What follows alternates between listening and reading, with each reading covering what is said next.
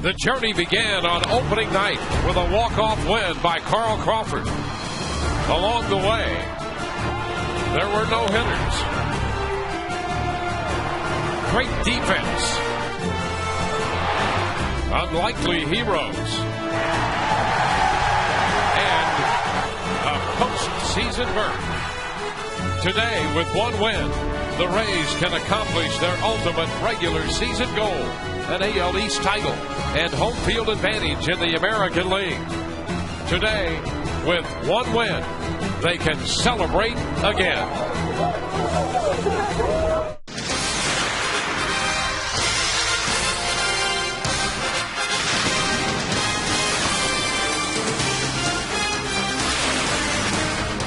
We welcome you from Kansas City, Missouri. A clear, cool day for the wrap-up game of this series, the final game of the regular season, as the Rays take on the Kansas City Royals. After 161 games, it comes down to this. The Rays and the Yankees with identical records in the American League East. The Rays need a win to gain the American League's Eastern Division title. Hi again, everyone, and welcome to an afternoon of Rays baseball with Kevin Kennedy and Todd Callis. I'm Dwayne Statz. Great to have you aboard. We'll be hearing from Todd in just a few moments. Well, after all of those games and all of the exciting moments, the ups and downs, it comes down to this. And the good thing, so far as the Rays are concerned, because they won the season series from the Yankees, Kevin, they control their own fate today. A win today seals it all. Yeah, you know, that's the way you'd hoped it would be, where they had it back in their own hands, and that's exactly what happened last night with the Rays winning, the Yankees losing Game 2 of the doubleheader. Wade Davis can go out there and do the job today, put up some zeros. If the offense could get going and play with a little sense of urgency, a little bit of intensity like they did yesterday and score early, I think the Rays are in pretty good shape. Yeah, the Red Sox have taken an early lead on the Yankees in their game, but if the Rays take care of business here, it doesn't make any difference what happens at Fenway Park. And on the mound, Wade Davis, who has been as good as any rookie pitcher in the American League. In fact, he is the top winner when it comes to rookie pitchers in the league. Yeah, and his numbers right there speak for themselves. The last 7 starts, ERA is low at 3.18. A 3-1 record, but really I think in the second half he's really pitched well. The fastball really has been impressive because not only is it up to 94, 95 with better command, it's got late life to it, and his secondary pitches, his curve and his slider have been mixed in. He's done extremely well overall. He's just pitching with confidence right now. So it'll be Wade Davis with a record of 12-10 on the hill for the Rays, and Sean O'Sullivan, who came over from the Los Angeles Angels of Anaheim, will do the pitching for Kansas City. O'Sullivan comes in with a record of 4-6. The Rays and the Royals. And for the Rays, they're looking to gain not only the division championship, but with it, the home field advantage in the American League playoff picture. Back with more in a moment.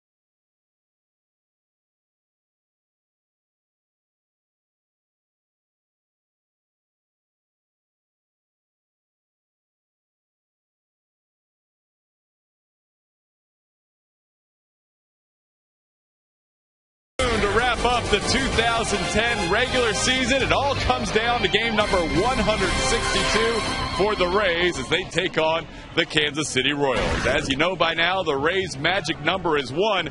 And as you also might know, if you listen to Joe Madden all season long, he never wants to put too much importance on one game. But today, finally, we asked him, Joe, can you consider this one the most important game of the season? Yeah, as of this moment, this would be considered that. I mean, really, we've talked about it from day one. We of course, being in the playoffs, wonderful. But we want to win the division, and furthermore, we win this game today. We've also acquired best record in the American League, which ensures home field advantage throughout. Again, both really important spoils to be acquired. So I'm really excited about that. Our guys are ready. Our guys are definitely ready.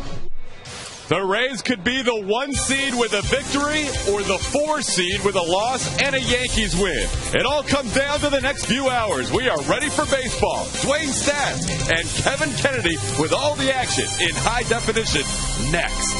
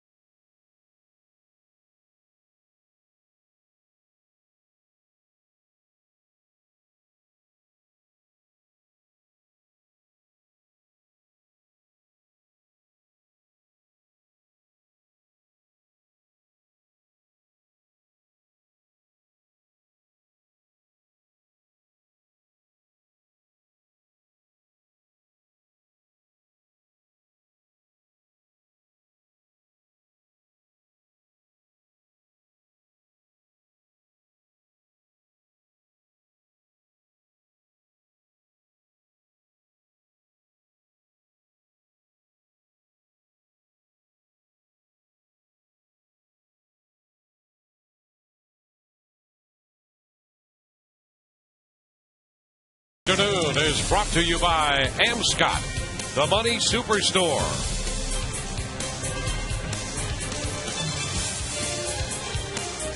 Joe Madden said the Rays are ready, and they appear to be loose and ready. Trying to nail down the American League's Eastern Division. And we'll take a look at Joe Madden's lineup. Ben Zobrist leads it off. He'll play second base with B.J. Upton in center field batting second. Carl Crawford hits third. Dan Johnson, the cleanup man, playing third base. Matt Joyce in right field. Carlos Pena at first. The DH is Brad Hopp with Reed Brignac at shortstop. And batting ninth in the catching spot, DeHunter Navarro. The Rays will face right-hander Sean O'Sullivan. He came over from the Angels earlier in the year in the Alberto Callasco trade. 18 games, 13 starts this season. Overall numbers right here. 4-6 record with a 5.91 earned run average. He is 3-6 with the Royals and a 6.68 earned run average in 12 starts, by the way. Behind him defensively around the outfield, left to right, Alex Gordon, Gerard Dyson, and Mitch Meyer. Around the infield, it's Wilson Bettemy, Yuniesky Betancourt, Mike Aviles, Sheila Kalahui at first base. And behind the plate is Brian Pena.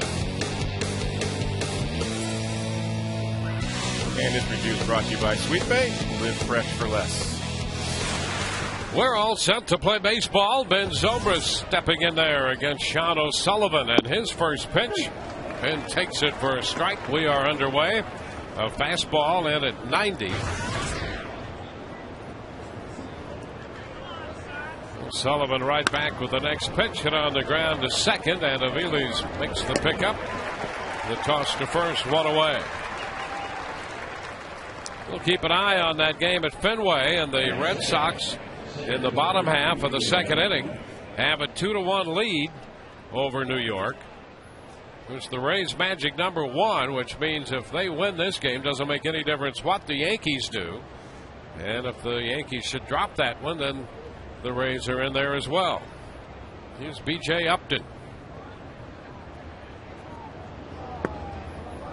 The pitch is down, a ball, no strikes. 58 degrees at game time here. The wind out of the north-northeast.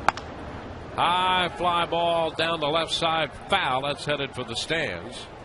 And the count will go to 1-1. So a cool and crisp afternoon with a high sky here as the Rays face the right-hander O'Sullivan. BJ behind in the count now, 1-2. Might see BJ hitting second in the postseason. Joe Maddon's kind of tinkering with lineups. Fly ball back into center field. Dyson is under it, and he's got it. 2 gone. 2 up, 2 down.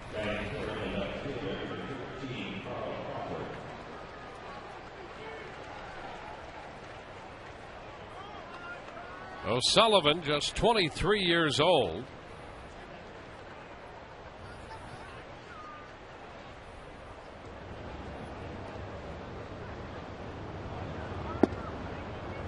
And Carl Crawford takes the ball. He was part of the Alberto Callaspo deal, with Callaspo going to the Angels.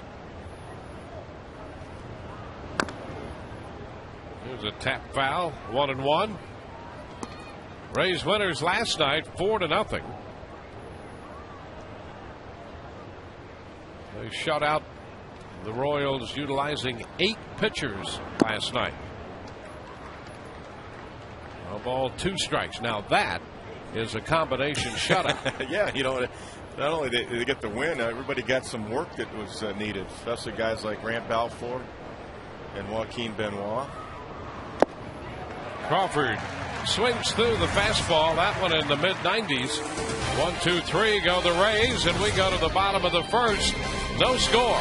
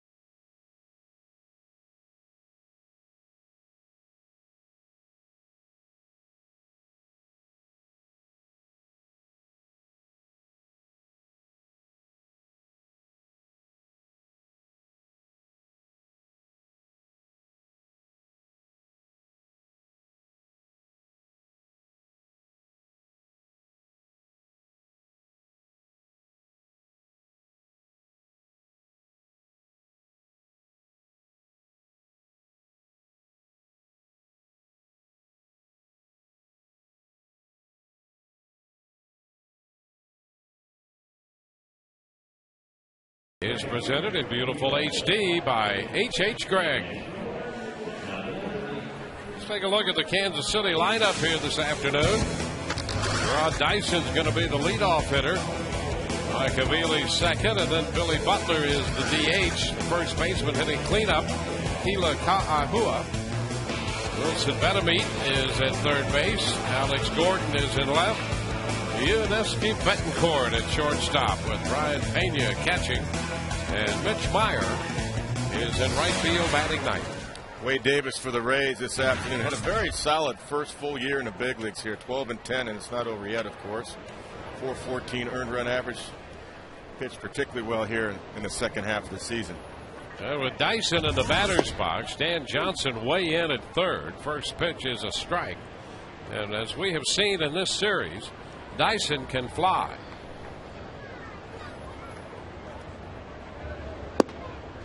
It's outside, 1-1. Yeah, it's been Gregor Blanco leading off the last couple of games. Good to see his speed on the bench right now. Yeah, he's been impressive in this series as well, Blanco. Cutting the miss, a little foul ball. Dyson got just a little piece of it.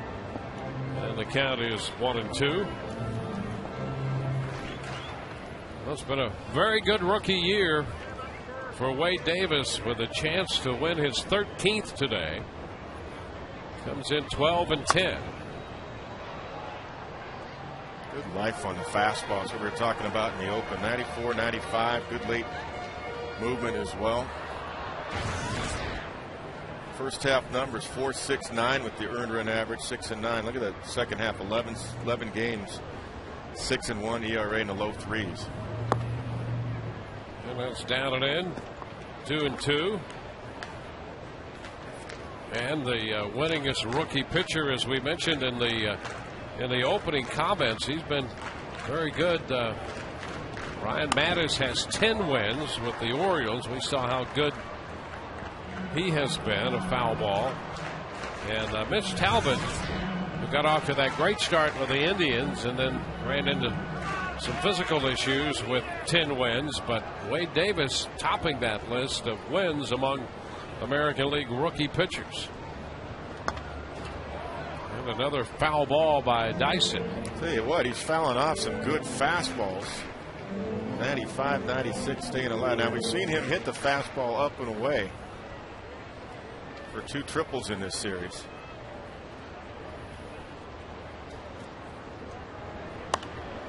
And he fouls it again. So another fastball fouled away.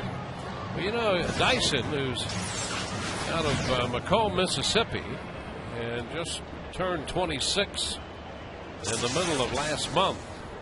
With that speed, if he can make consistent contact and draw some walks, he's going to be a problem. He chops it to third, and Johnson can't make the play. Well, Johnson, knowing that he's going to have to make a quick play with that speed going down the line, found himself not making a play at all. Yeah. Well, with the speed, probably go as a base hit, but that play's got to be made in the big leagues. I mean, he's already up, playing even with the bag because of the speed anyway, and just boxed it completely. And, you know, there's a case where it absolutely should be made, and it will be an error on Johnson, but it was the speed of Dyson that you have to feel forced that error. The pitch is down, and you know, if he can't run, I'm going to bet you that Johnson makes that play routinely. Absolutely. But because he can run, that puts another element. And so really scoring, from a scoring perspective, Dyson is penalized because of his great speed. And that's the one thing with the Rays this final week to 10 days with Evan Longoria out. Ovili sends a fly ball into right. Matt Joyce is there and makes the catch. They have really missed his defense. I mean, it's glaring. And that's, you know, listen, Dan's a first baseman. He played third in the minor leagues, so we know that. He's doing the best he can. So it's not a knock on Dan. It really shows how important Evan Longoria is on the field, not just with the bat hitting fourth, but defensively. Yeah, and that's the strength of the Rays. You know, you look at this club right now, the Rays third in runs scored, but we've seen the issues sometimes the Rays have scoring runs consistently. And really what has made this team so good, and what I believe will carry them any success they have in the postseason, it will be because of the strong arms they have and the great defense behind them. No doubt. Absolutely. And especially in the postseason, you can't give teams extra outs. Dyson should be going here in this sequence. Billy Butler, the DH in the batter's box. And a first pitch fastball is a strike. And I really think that's one of the advantages the Rays have over the 2008 team as they get set to go into the postseason. They have stronger arms up and down that pitching staff. And I think the defense, which was so great in 08, this defense has a potential to be as good, if not better, than that 08 team. Over to first, and Dyson dives back safely. He was going. No doubt about that with that flinch. See if they take it off right now. Watch him. Yep. They may take it off. He may not be going now that there's a throw over, or he may just still be going.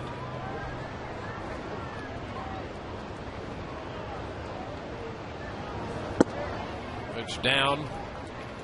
1-1. That's why the throw over is important for that reason right there. You can stop runners from going. Some guys don't pay attention to that, and Dyson would have been off and standing at second base. But the other thing that stops base runners from stealing is strike one, strike two. So you get the count back to even. Now it's tough to pitch out because you don't want to be behind 2-1 to Billy Butler. So you really can't pitch out here.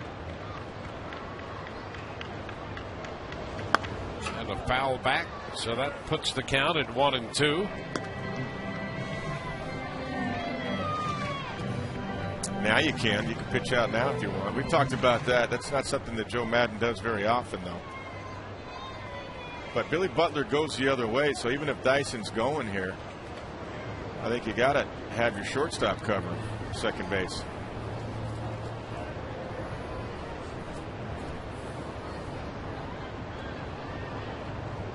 And a move to first again. Dyson back in. That's a good call. Throw over again. Quick move. He was going.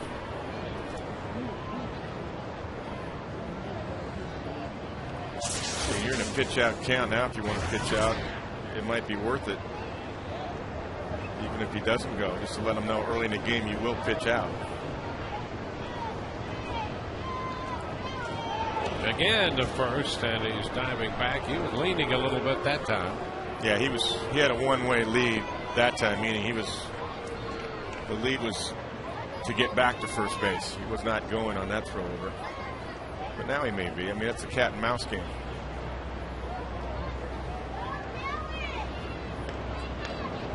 One and two.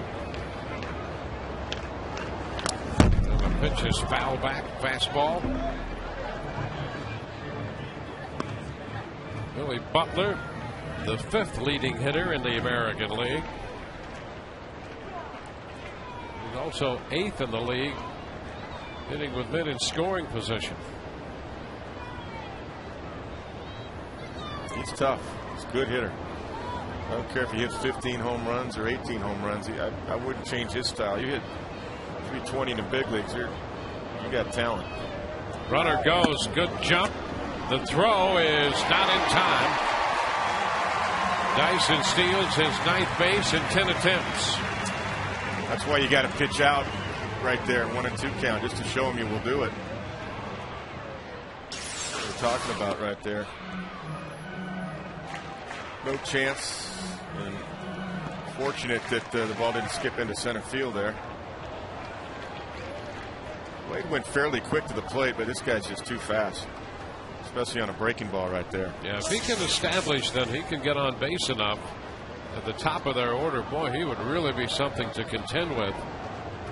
He can set the table for the Kansas City offense. Butler chases a high fastball that registers at 97, and he is out on strikes. Nice job by Wade to go up the ladder. Let's take a look at the Rays defensively this afternoon. Carl Crawford once again back out there in left. BJ up in center. Matt Joyce plays right. Around the infield, it's Johnson, Brignac, Silvers, and Pena. Behind the plate is Deanna Navarro. This is brought to you by Sweet Pay. Live fresh for less.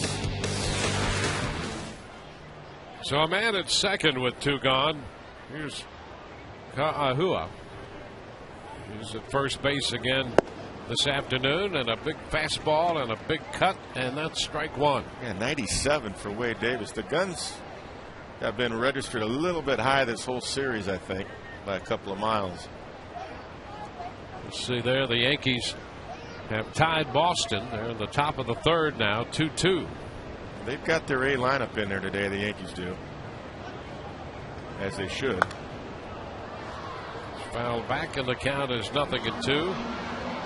Well, and if the Rays take care of business, it doesn't make any difference what happens in Boston. And that's the position the Rays wanted to be in.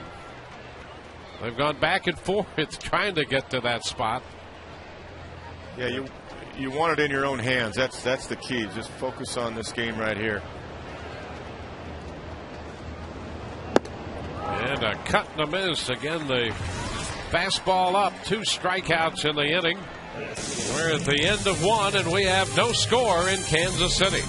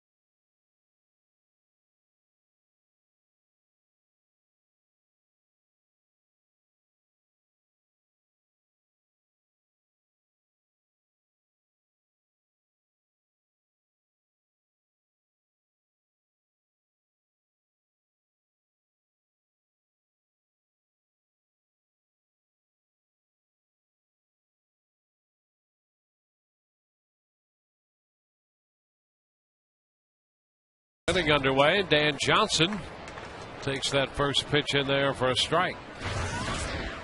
Johnson, Joyce, and then Pena. Dan out in front. Good changeup right there. Ryan Pena, once again, he works those pitches with that changeup. I like that, the way he calls a game. No ball, 2 strikes.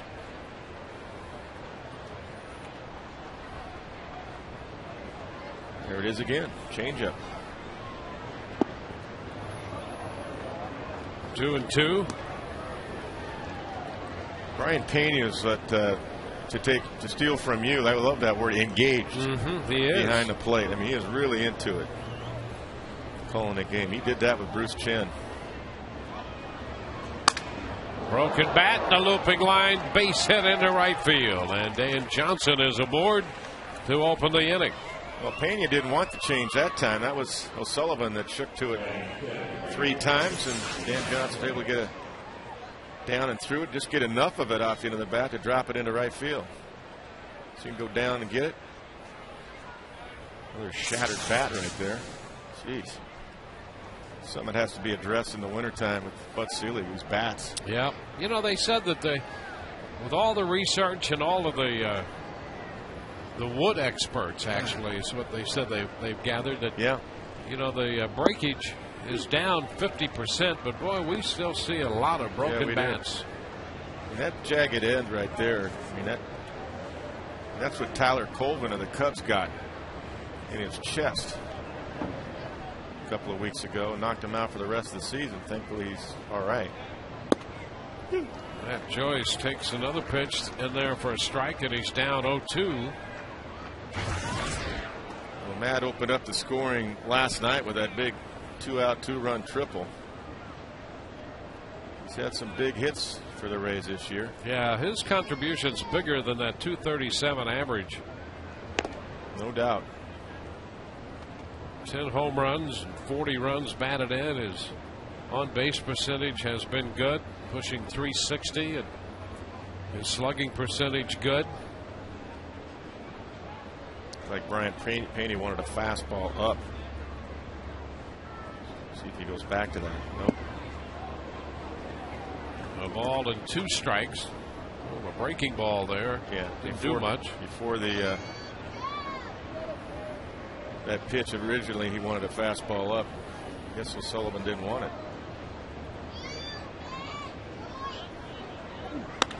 There's a line drive, and it's caught by Ka'ahu, and he doubles up Johnson.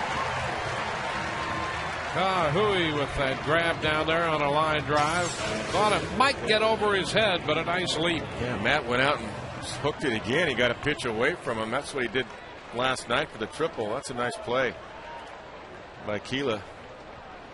Easy double play.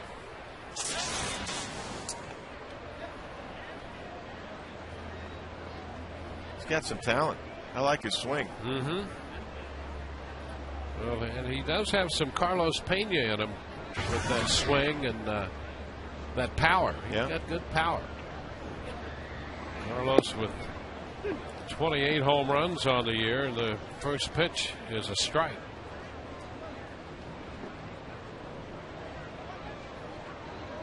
He's played pretty good first base over there too. Played first base last night.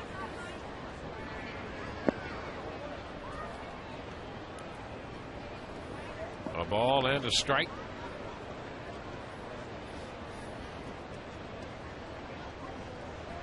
Boy, that could have been a double down the line there. At least second and third. I don't know if Johnson would have scored. Probably not. Carlos looks at one outside, 2-1.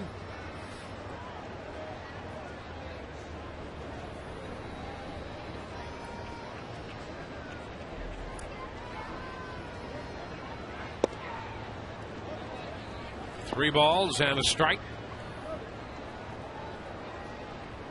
Another changeup right there. Let's see what Carlos gets. Think he gets a fastball for a change? Probably not. Not 3-1. Well, we'll see. Hey, how about that? Well, he got a fastball, but O'Sullivan made a pitch at the knees in the outside corner. That's a big time pitch right there. It's a very good 3-1 pitch by a pitcher. Look at the location of that. Yeah, I don't think he minded if he missed. He just thrown it on the outside corner. He nailed it. And just down a bit with a fastball. So a 2-out walk, and Pena heads to first.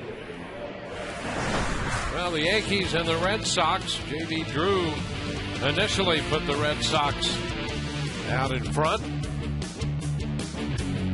Swisher got one back for the Yankees.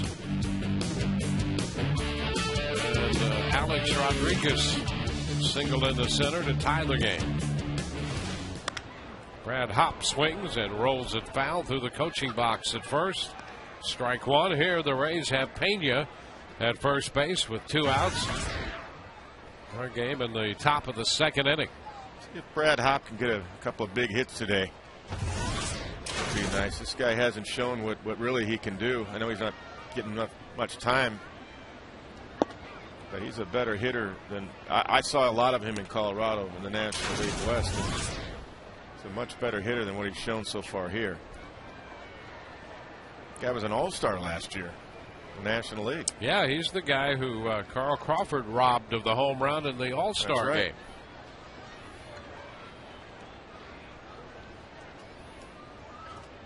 1-1. 1 ball, 2 strikes. Hey, there's a guy who could hit. Oh, yeah. Can we have him for the postseason? Come off the bench, pinch hit. Yeah, really. He doesn't have to play every day. 2 balls, 2 strikes. Well, we saw the statue of Frank White here the other night. Yeah. What do you think about some of the great players they've had here. George Brett there. And, you know, great speed, those great teams. Willie Wilson. Oh, yeah. There's a little looper into short left field, and that's out of the reach of Betancourt.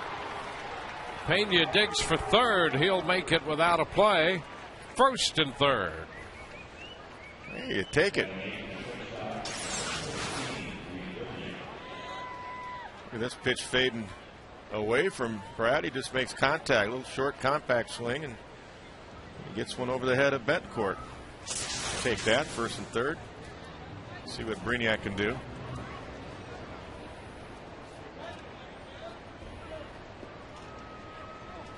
So here's Reed Brignac.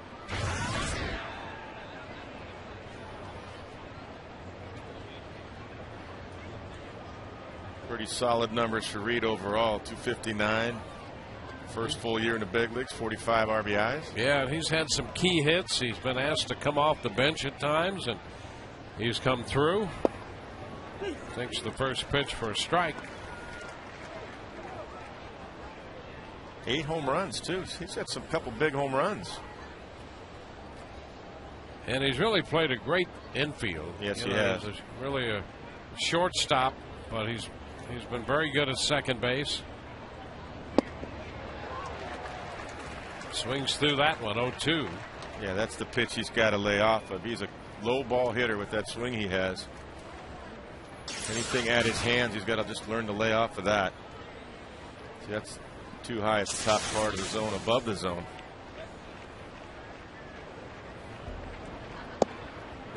There you go. 1 ball, 2 strikes. When you're a low ball hitter like he is, you've got to think the ball has to be below my hands. Has to be. If it's at your hand, you got to let it go. I think he'll learn that in time. It's not easy though when you're an uppercut hitter.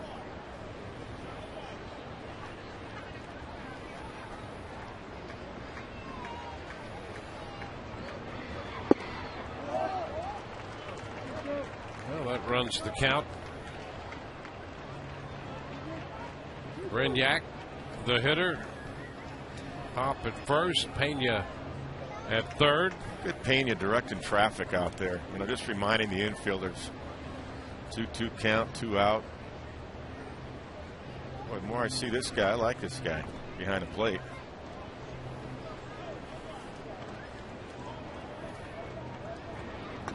And a foul ball. Got a little piece of that one to stay alive. Changing speeds there. Pretty good changeup right there.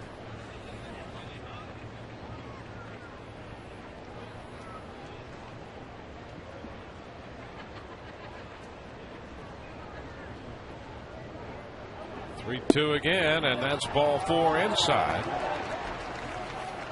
So the bases are loaded.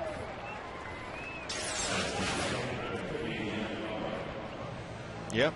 Yeah, well, he did lay off some high pitches. After that first swing at the high pitch, he laid off 3 pitches up. So that's a good adjustment by Reed Brignac. Well, the Rays here have had a couple of hits and a couple of walks. That line drive double play really has prevented a big inning for the Rays. Well, Sullivan got those 2 outs and then restarted with the bases empty and 2 outs. He walked Pena, gave up that base hit to Hop, and now has walked Brignac. Ray saw Sullivan last year briefly when he pitched for the Angels and got 6 runs off him in 4 2/3 innings.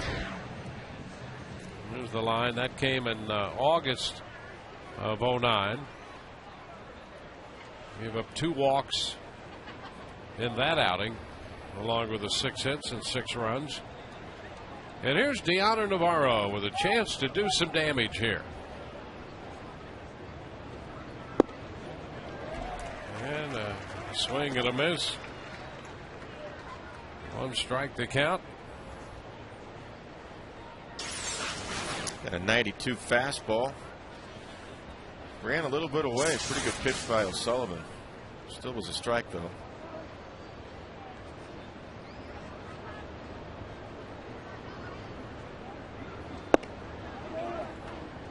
1-1.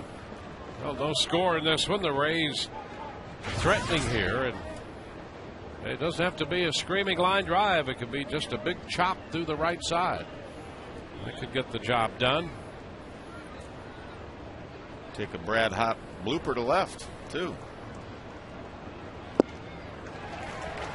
Puts the honor behind in the count, 1-2.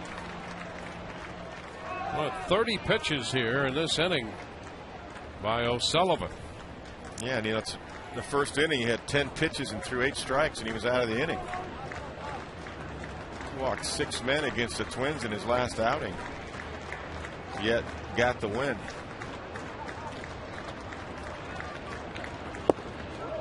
That's high. 2-2.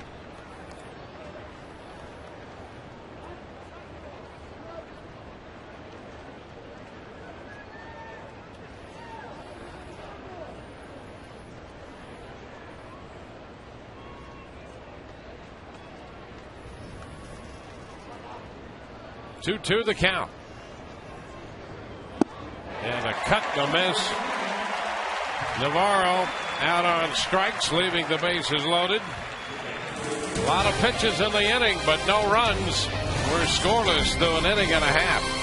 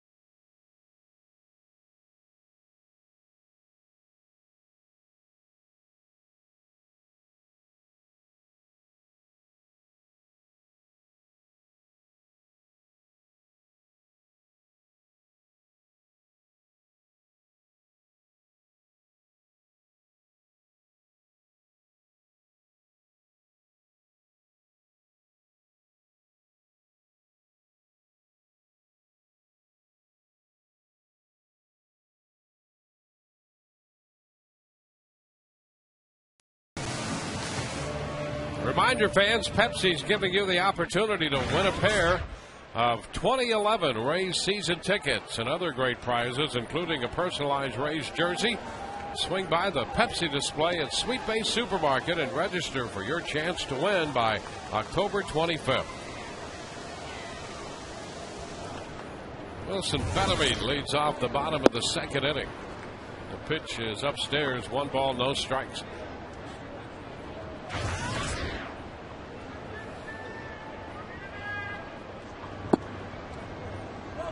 Two balls, no strikes.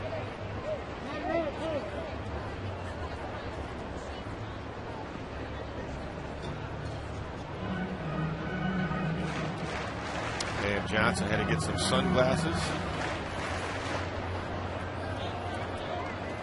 We've had absolutely gorgeous weather here in Kansas City. Yeah. A little cool last night and comfortably cool today. There's a line drive to second, and Ben Zobrist is right there. 1 away.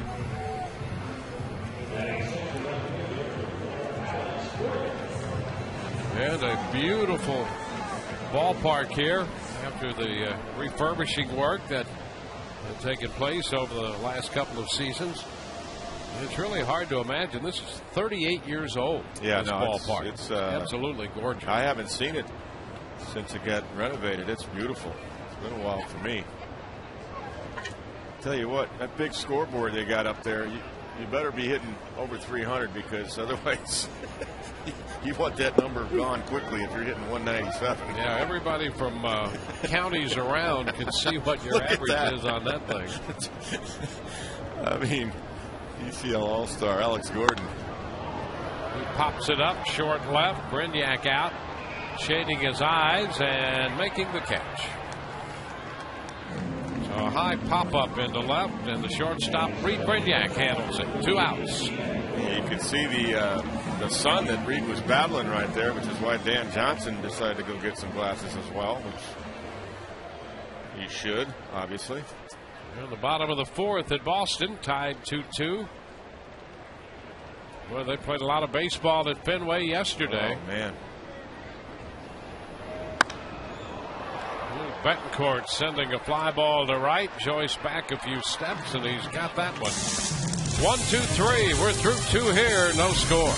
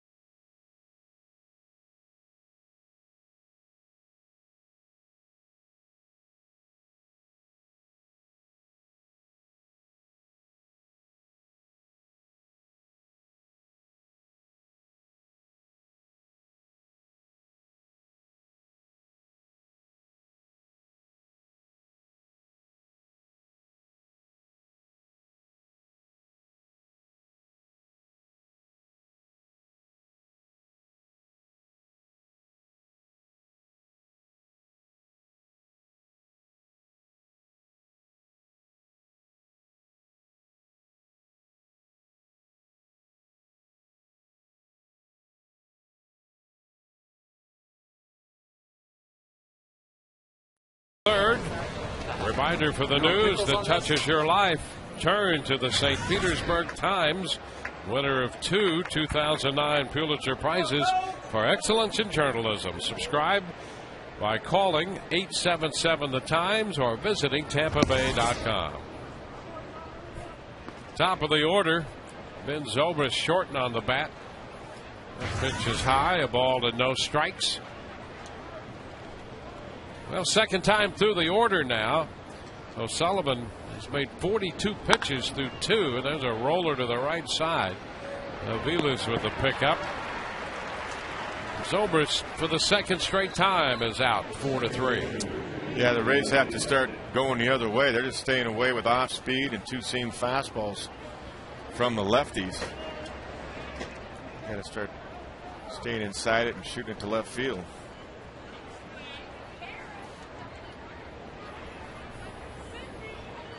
Well, let's see what B.J. Upton can do this time around. He bounces one foul. That's a strike.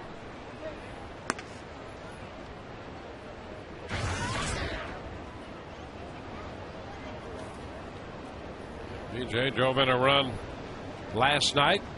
Had a base hit. Scored a run as well. He's off the pitch upstairs. It's 1-1.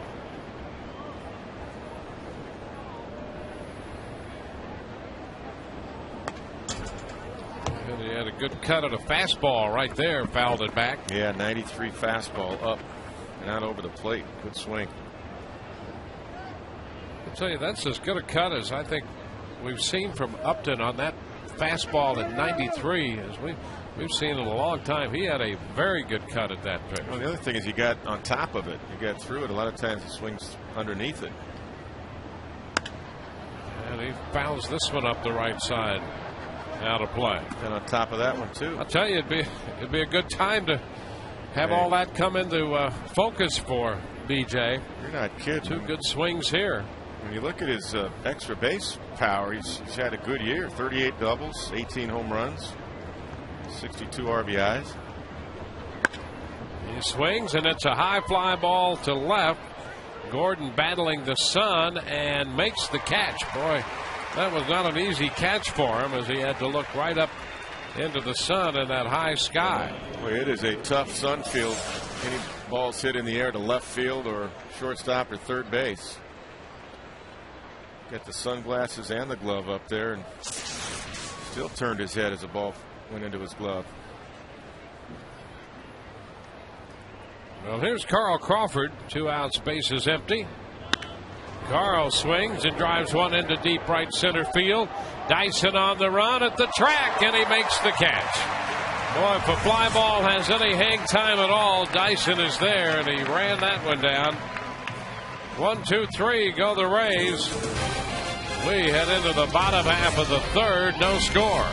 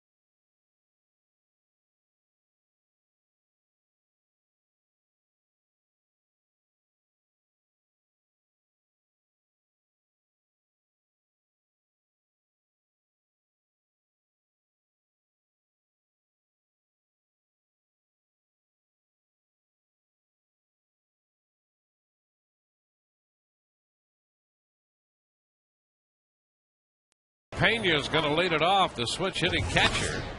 And there's a roller to short, picked up by Brignac, and the throw in plenty of time. 1 pitch, 1 out in this scoreless game. Go to RaysBaseball.com/postseason for information on how you can purchase postseason tickets.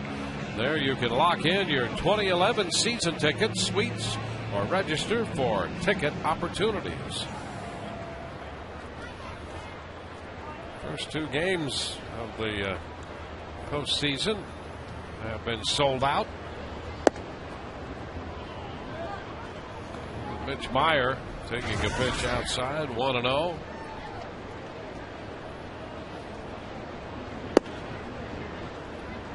Two and nothing. Wade coming off an outing against Baltimore. He worked 6 1/3 his last time out. In a losing decision, he was shut out 4-0. Gave up 3 runs in the 6 1/3. It's his only loss since coming off the disabled list. 3-1. And so far today, his fastball, his 4-seamer is very good. He's shown some nice 2-seamers as well. There's a strike. Excellent 3-1 pitch. Hasn't thrown many curveballs or sliders yet today, but he's had pretty good command of the fastball. A broken bat, and that's going to be a base hit over Pena's head into right. Meyer makes the turn and holds. So the first base hit for Kansas City, 1 on, 1 out. And we'll check in with Todd Callis for the first time in game. Todd? Dwayne, I hold in my hand the final Auto-A text poll question of the season.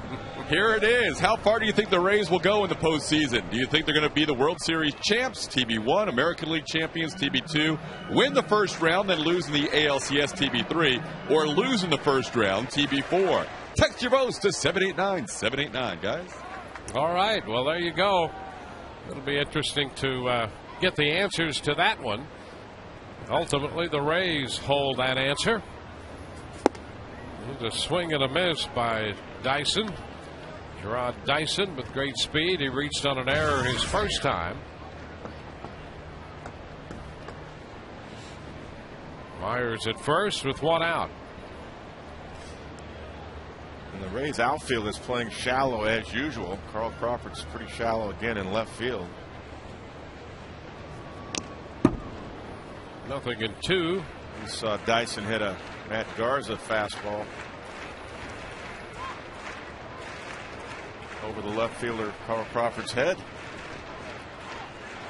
Yeah, that was about as shallow as we'd seen Crawford positioned all year. Yeah. Ball just took off. It was a fastball that was up and away. It's like I said, you got to keep it down on him. He's hit 2 high fastballs out over the plate for triples in this series. 1 to left, 1 to right center. Well, a quick move over there to first. Meyer back in. And we saw him strike out also on breaking balls twice in one game. So be a good time to drop a hard breaking ball in the dirt on him. Don't let him put it in play. Try to strike him out.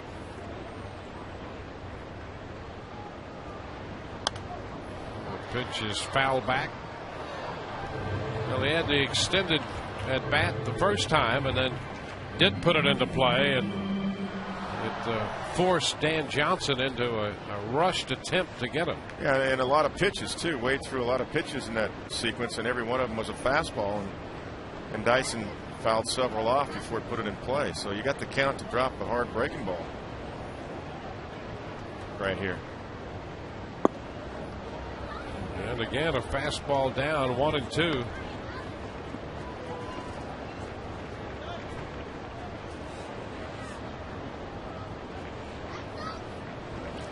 I mean, these number 9 hitters, I think, are getting too many fastballs, and that's why recently the 9 hitters have hurt the Rays. Of course, Dyson leading off today. But there's that breaking ball. And Dyson is out on strikes. Boy, you were so right. This situation just cried out for a breaking ball, and finally they went to it. Yeah, look how far out in front he is just to wave at him. I mean, he's just looking fastball. He is leading off today, but I call him a number 9 here because that's what he's done the first 3 games here. And you know, that's not nearly the great breaking ball that you can see out of Davis, but just something different there, and had him out in front. Exactly right. A different look. Now the runner takes off. The pitch is down and no throw. Meyer with a good jump. Picks up his 3rd steal. Yeah, that's a mental lapse right there, not paying attention, because Meyer can run. We know that. He had been a center fielder. He's got good speed. He'll hit a running jump. Look at it leaning. Just no regard for him right there. Davis just forgot about him. Yeah.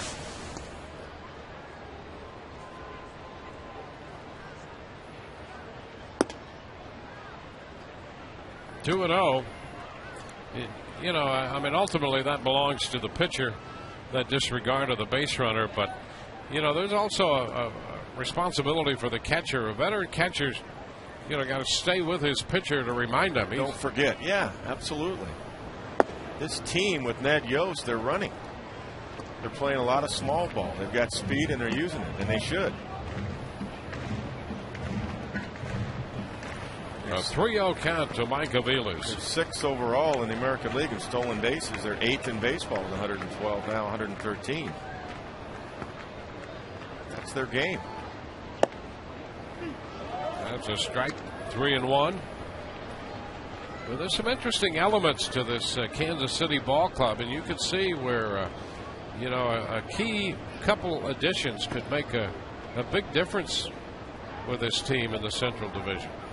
Yeah, I like some of the young talent we've seen here for the first time. It's foul back, going to be out of play. Run the count full.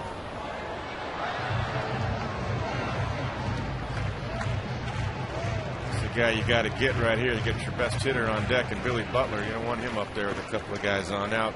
That doesn't mean you can't throw a good breaking ball 3-2. It doesn't mean you have to challenge Aviles.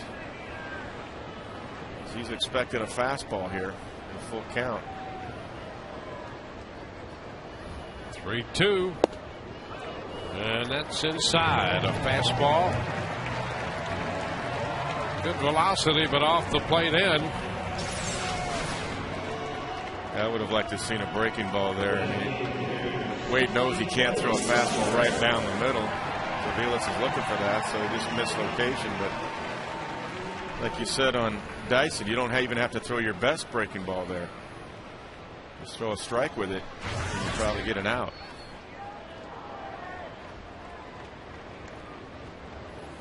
Well, there's Billy Butler.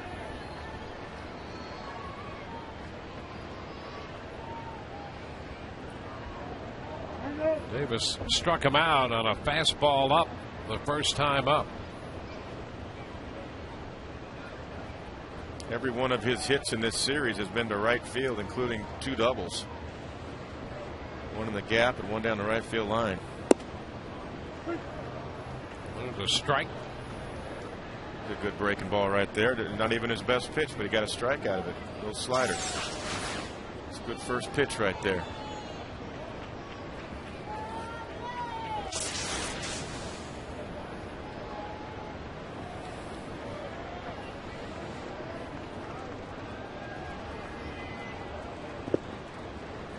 Pitch is down. 1-1. You know, that first pitch strike, and you're right. Again, not his best slider that he's going to throw. But after having seen all those fastballs and anything with a little wrinkle in it, that first pitch, you know, you've got a good chance to get ahead of the hitter. Yeah, absolutely. And this is a tough guy right here. 320 hitter that uses the field. That's a good breaking ball for a strike. See, he's looking fastball. That's good sequencing right there. 3 sliders in a row. 1-2. I mean, now you can go up. I mean, you don't want to throw a fastball for a strike, but now you can try to go up again if you want. 2 men on, 2 men out. Bottom of the third, scoreless. And he does go up out of the strike zone. 2-2. You can also double up on it. Now Billy Butler may be thinking, hey, I'm going to get a slider now. And if you throw a good one, that's fine. You can do that, or you can go right back up at 97, up under his hands again. Butler has been good with men in scoring position this year. 2-2, and he strikes him out. Another fastball at 97. 2 men left. 2 more strikeouts in the inning. We've gone through 3, no score.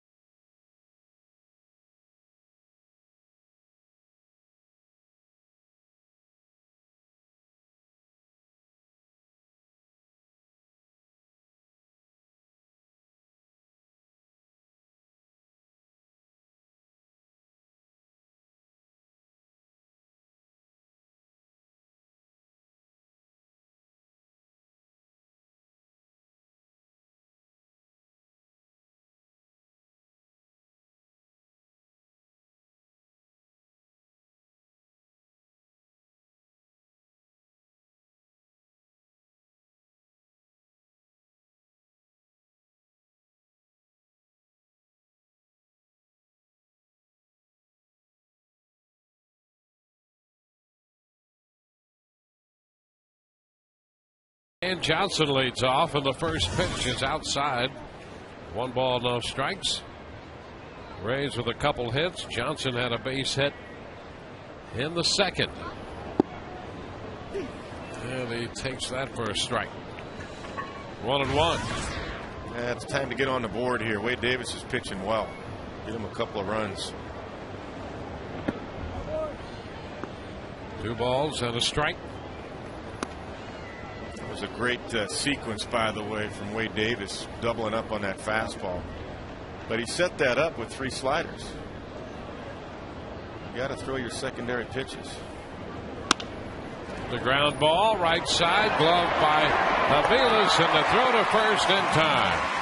Johnson tried to get it through the hole on the right side, but Aviles, with that outstretched glove hand, made the play. Yep, that's a nice play by Mike Aviles right here. Good range going to his left. Ball hit pretty well. It's from his right knee, throws a strike over there. So that's the first out.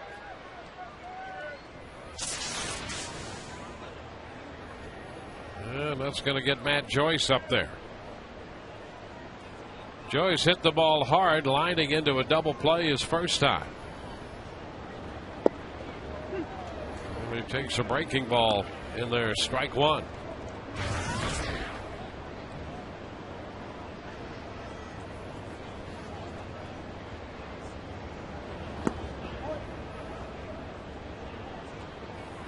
A 1-1 count.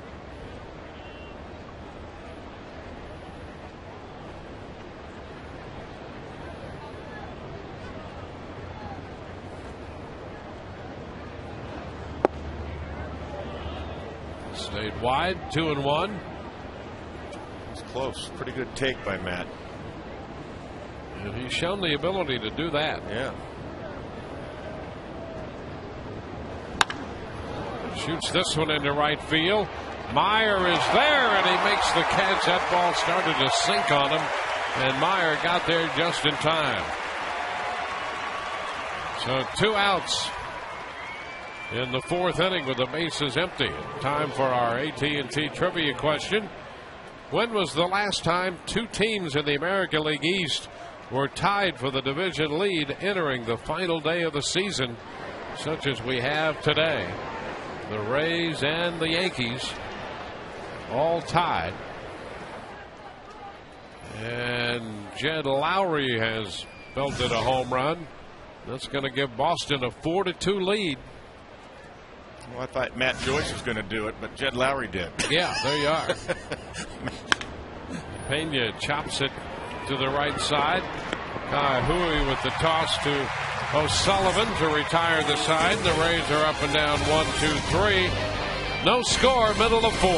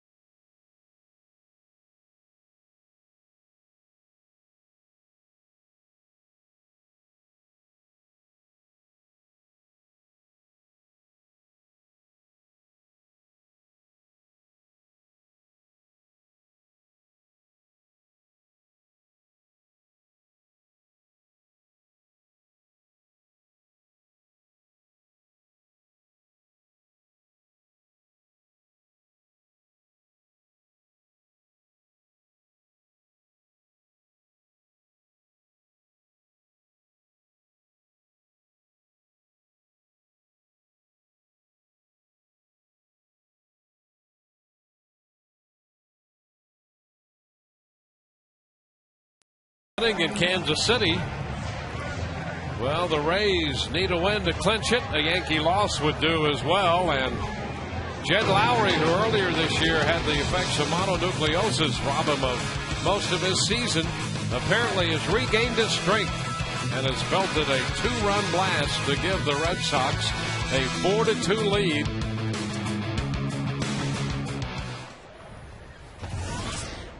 The greatness of Jed Lowry. That's exactly right. The pitch to the first baseman, Keila Kaiahui, missed. 1-0. There's a strike and the count 1-1.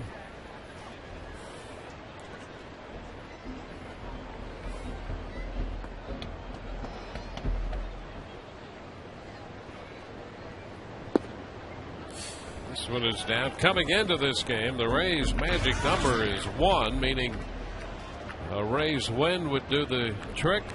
A Yankee loss would also do it, because the Rays, even though they're tied with the Yankees, won the season series 10-8. And so the tiebreaker in the favor of the Rays.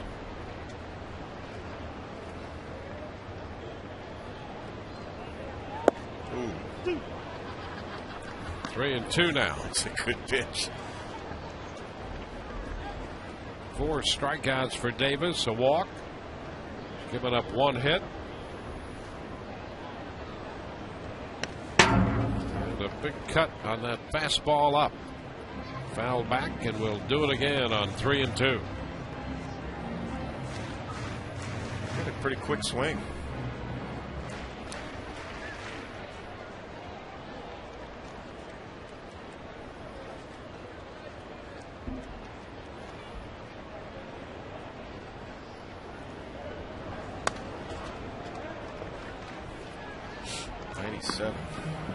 Well, I'll tell you, he is throwing hard today. He is. He's looking good. He's broke out some curveballs this inning, too, in this sequence. So he's got his slider working and his curveball now. And he gives up the walk. Leadoff pass here in the bottom of the 4th. Let's get to the answer for our AT&T trivia question. Looking for the last time 2 American League East teams were tied for the division lead entering the final day of the season. That would be 1982, the Baltimore Orioles and the Milwaukee Brewers. The Brewers aren't even in the league anymore. It was the the National League. The 82 Robin Yount-led team. Robin was the MVP. Wilson Benameed up there, 1 strike to count. Well, they played the 82 Cardinals in the World Series. George Hendrick Cardinals. Yep.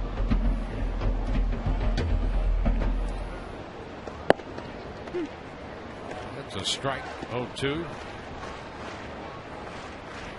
George has the ring. I'll tell you, and people forget about what an outstanding player George Hendrick was, too. Absolutely. Yep.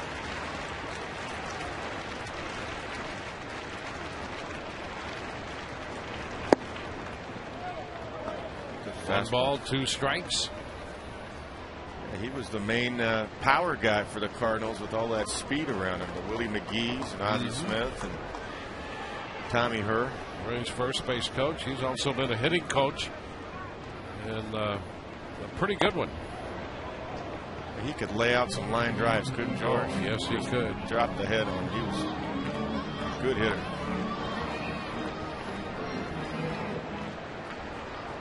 I was in spring training with that club in '82. I didn't end up with them though. But I was there during the spring. And I've seen the photographic evidence of that you were there. It's scary, isn't it? Well, the long hair days. The untamed mustache days. Cut and a miss. Benameed is out on strikes. The first out here in the 4th inning. Nasty pitch right there. Had a little cut action to it. Benameed waits fastball, 97 up. Good overhand curveball. Gas. Well, Billy Butler's hands twice. That looked like a cutter. slider. Yeah, slider, I guess, but that was nasty. Alex Gordon takes the pitch for a strike.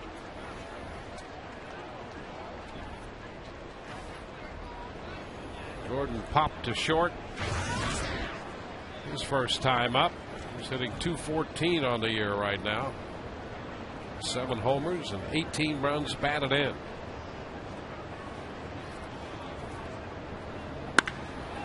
He sends a high fly ball back into deep right. That ball's going to carry out of here. A home run for Alex Gordon. It comes on an 0-1 pitch, and that will give Kansas City a 2-0 lead. Out of the blue, a home run for Gordon.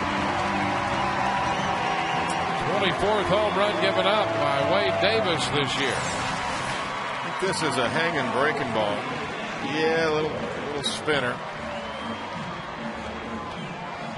Alex got through it. Nice swing, nice short compact swing. Got it up in the air and it jumped.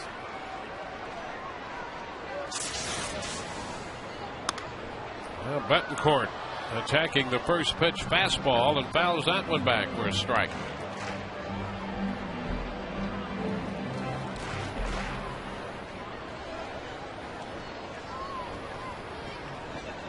I think that was a spinning slider is what that was. He just threw a great one to Betancourt for a strikeout.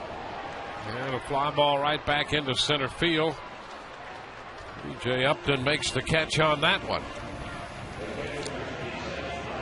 393 feet, the estimated distance on that. Well, Gordon had said that he planned to dominate next season, and he might be getting off to an early start. Yeah, I mean, that was a mistake pitch. I mean, it was nothing wrong with the call. He just spun. It was just not a good pitch. Boy, it's tough. You make a mistake in the big leagues, you get hurt like that, as well as Wade is throwing. One mistake cost him 2 runs. You'd like to get away with it, but it's tough to do in the big leagues. Boy, there's a big cut by Pena. Yeah. Trying to catch up to a fastball, and the count is 0-2. I'm still pretty encouraged by Wade Davis in the postseason myself. I think he's earned a spot myself. He's really pitched well. I mean, in the rotation. I don't know whether it's game 3 or 4, but it's hard to deny what Wade has done in the second half here.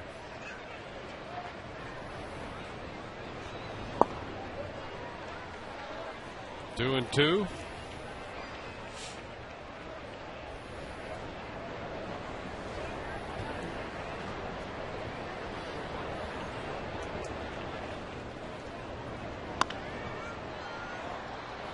Count still square. 2 balls, 2 strikes. Still 4-2 Boston. David Ortiz just laid down a bunt for a base hit. How about that? Wow. How about that?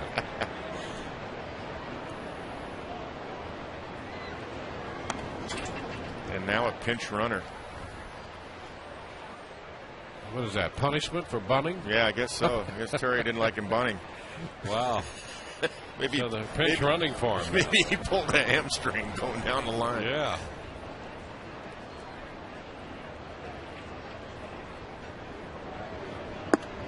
And a swing gonna miss. Pena's out on strikes.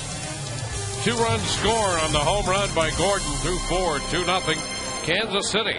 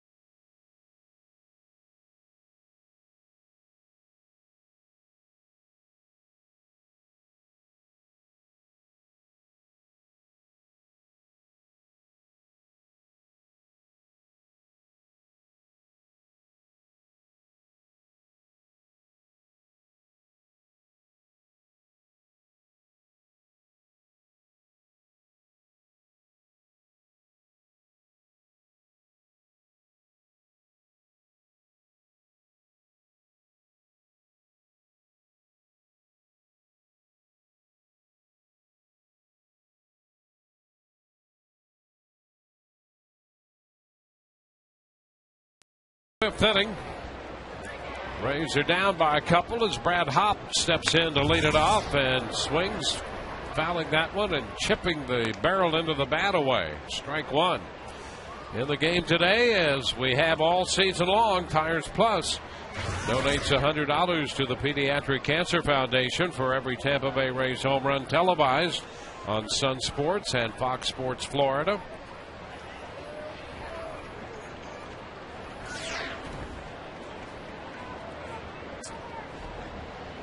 Hop followed by Brignac and Navarro.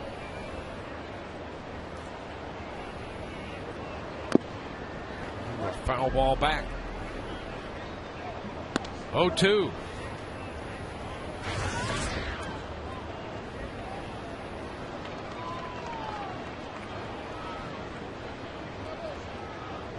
Here it's 2-0 Kansas City. In Boston it's 4-2 Red Sox.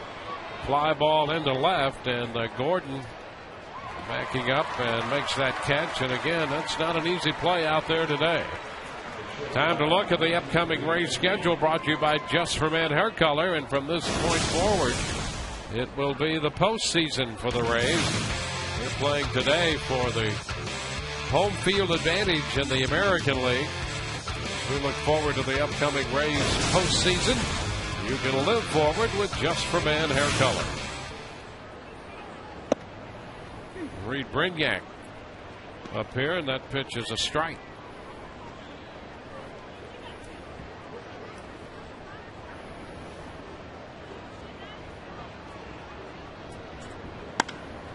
Up the left side, that ball might be fair. Just foul. Bounding against the sidewall as Brignac made a bid for an extra base hit. And that's the way the left-handers have to go. They got to take that stuff to left field because he's staying away from the lefties in this Rays lineup. With change-ups and two-seam fastballs, that ball tailed away. Kept slicing. 5-6 feet foul, as it turned out. Did look like it was going to be in the corner fair off the bat.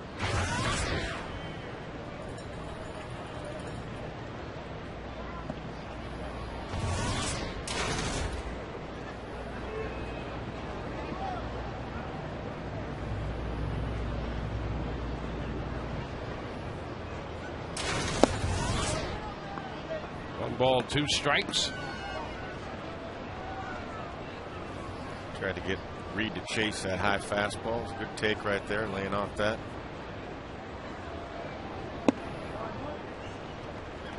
2-2. At the breaking ball there.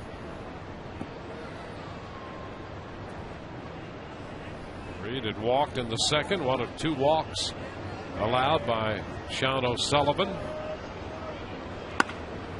And a fly ball headed to left. Gordon's there to make the catch on that one. Two gone. Doesn't get any easier catching those fly balls out there. I'm telling you, he's using his glove. He's using his bare hand. He's got his sunglasses on. And he catches it and then ducks his head after he catches it. Yeah. So. He's making the plays, though. Here's Deoner Navarro.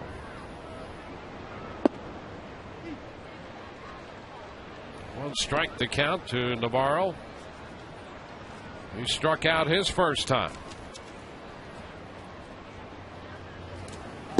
Well, not a lot of offense from the Rays here in the closing week of the regular season. No. I mean, they've had one inning, the second inning, where they had a couple of hits and a couple of walks, but other than that, it's been 1, 2, 3 innings for O'Sullivan.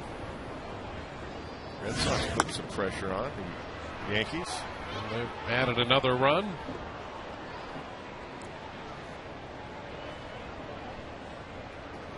Ryan Kalish, I like him. He's going to be a good player. Kalish, he's got some ability. Got a base hit, RBI single for the Red Sox. A 2-strike count to Navarro. 1 ball, 2 strikes. Wade Davis and Sean O'Sullivan, the pitching matchup in this one.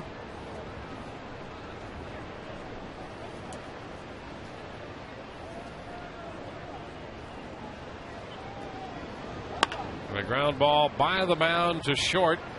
Betancourt with his flip to first, and it's a 1-2-3 inning. It's 10 in a row retired by O'Sullivan.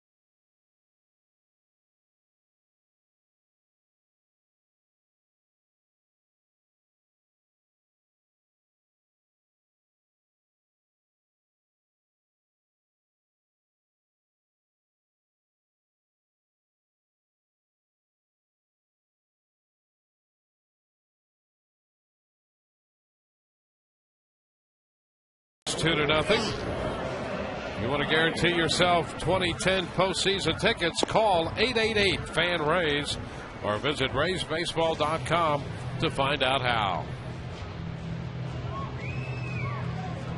Well, the only 2 runs of this game came on one swing of the bat from Alex Gordon in the 4th inning. And as Wade Davis prepares to start the bottom of the 5th, he'll face Mitch Meyer. And then back around to the top of the order, Dyson and Aviles.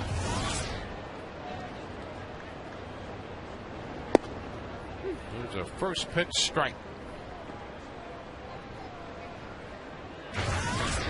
Wade had made 73 pitches through 4 innings. And a little looper into left. That's a base hit. Meyer takes the fastball the other way this time for a single.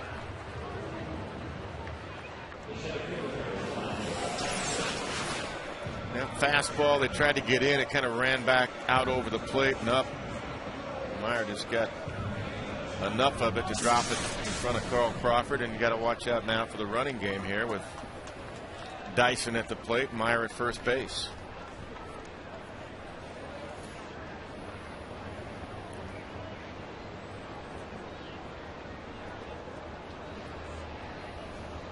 And a move to first.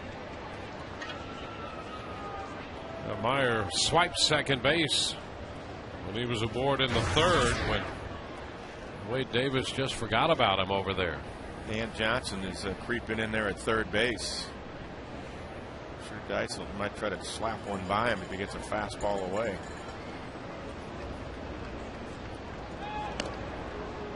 Meyer back in.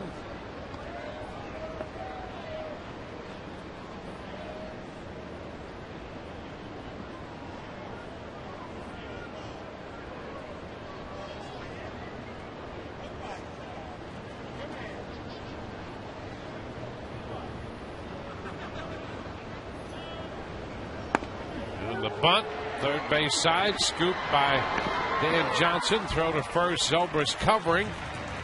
So Meyer bunted up to second base. 5-4 on the sacrifice. It's 1 out. And a reminder, be on the lookout for the Miller Lite. Taste greatness moment coming up later in today's game. I tell you, I was a little surprised as far in as Dan Johnson was that Dyson elected to bunt. I mean, that was a bunt for a base hit right there. They might take a shot at trying to slap one or drag a bunt for a base hit, but he bunted right into an out. And Meyer's in scoring position now with Mike Avila's the second baseman up there. 1 ball, no strikes. So the Royals trying to tack on to a 2-0 lead.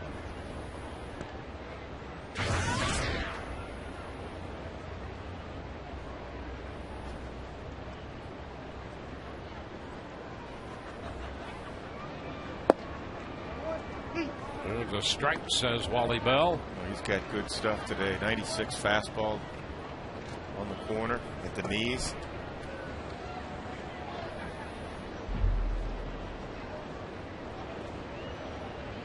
Myers not beyond trying to take third base either. The Rays give him a chance. 1-2 now.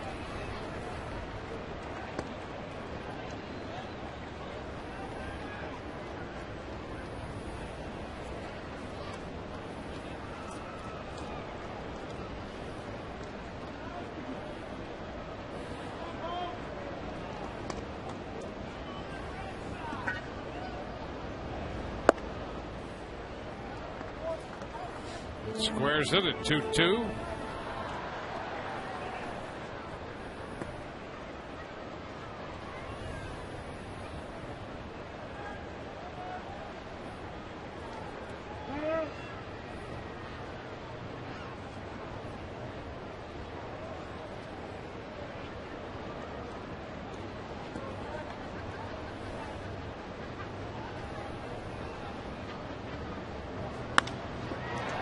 Looper into center. That's going to carry to Upton, who makes the catch. 2 gone. Well, the Rays down 2-0 in this game. They were shut out here Friday night, and then won 4-0 last night using 8 pitchers, which, by the way, was the most pitchers used in Major League history for a combined shutout in a 9-inning game. You can see the Red Sox have taken a 6-2 lead on the Yankees now.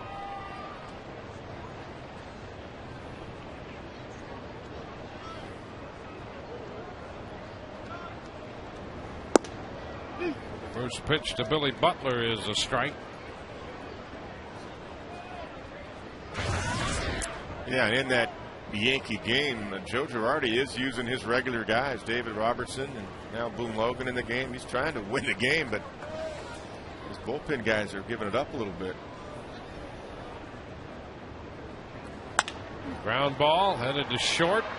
Brignac with the pickup and the throw to first in time. Leadoff single and a man left on base. We're through 5, 2-0 Kansas City.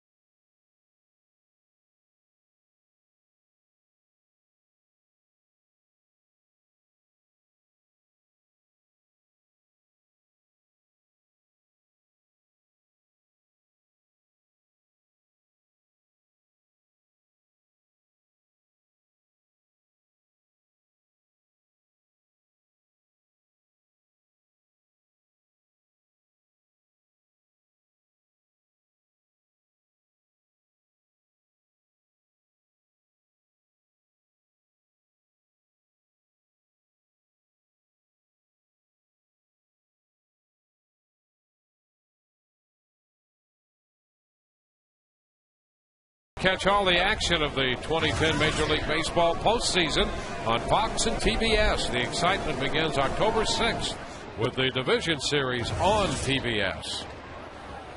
Ben Zobrist leading off here in the 6th inning, and he takes that pitch for a ball. Sean O'Sullivan on the mound for Kansas City. He had a little trouble in the 2nd inning when he made 32 pitches and left the bases loaded. But otherwise, the Rays have had absolutely nothing going against him. There's a strike, and it's 2-1. He's retired 10 in a row.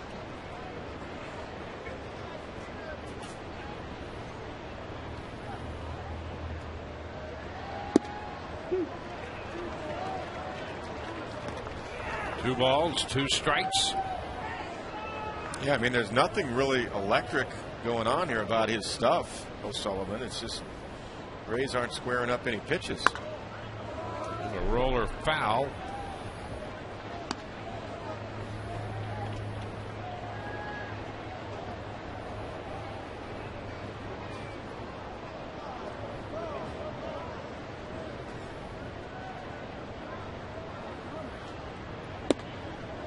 Full count. Well, let's see if Zobrist can get aboard to get something started for the Rays. Yeah, one of his walks that he's patented this year. Yeah, he's 3rd in the league in walks. Yeah. And he shoots this one into left field. Gordon going back though, and he makes the catch, playing it off to the side. One away here in the top of the 6th. On a piece of Rays history with the limited edition Matt Garza plaque available at RaysBaseball.com. The custom piece includes that game ticket from the historic no-hitter, a signed picture of Matt Garza, and game-used dirt authenticated by MLB. Visit RaysBaseball.com to get yours while supplies last. Proceeds benefit the Rays Baseball Foundation. B.J. Upton takes the pitch inside. 1 ball, no strikes. That was a good swing by Ben, lining it to Gordon. Gordon made a nice play on that.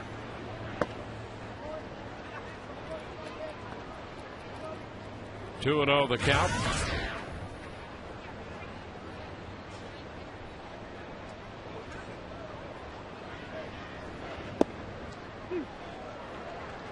Two and one. And the Rays were down an order in the 1st inning. And had the bases loaded in the 2nd.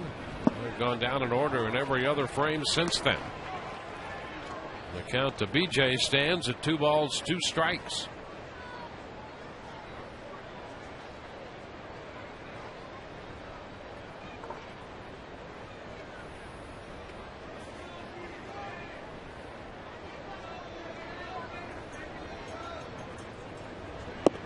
And Upton out on strikes, a fastball right by him. So he strikes out for out number 2. Well, that's going to bring Carl Crawford to the plate. Of course, Carl has had such a great year, and as you look there at some of the previous best and what he's done this year in relation to all of that. 19 homers, 90 runs batted in, 109 runs scored. And he hits a fly ball into right. Myers back, has plenty of room and makes the catch, and the Rays are up and down 1-2-3. Bottom of the 6th coming, 2-0 Kansas City.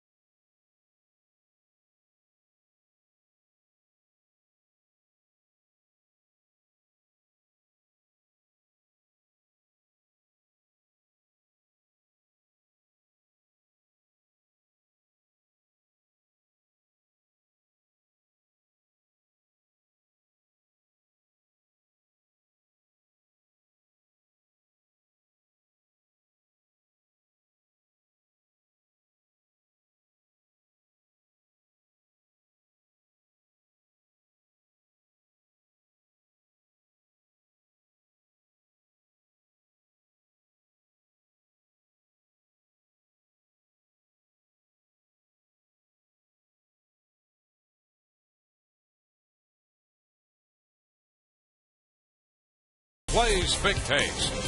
By your Greater Tampa Bay Buick and GMC dealers.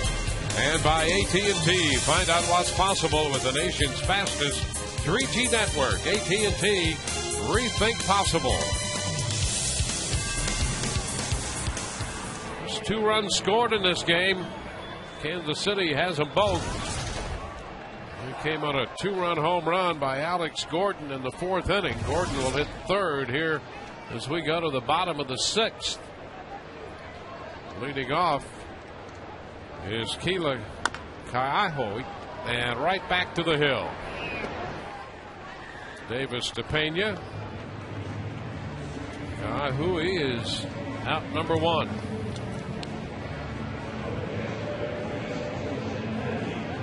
Now Wilson Bellamy.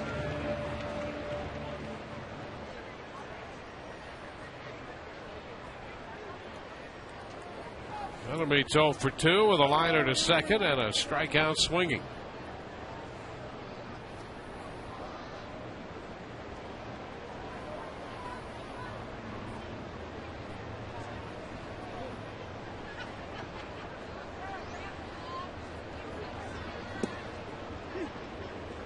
That's a strike.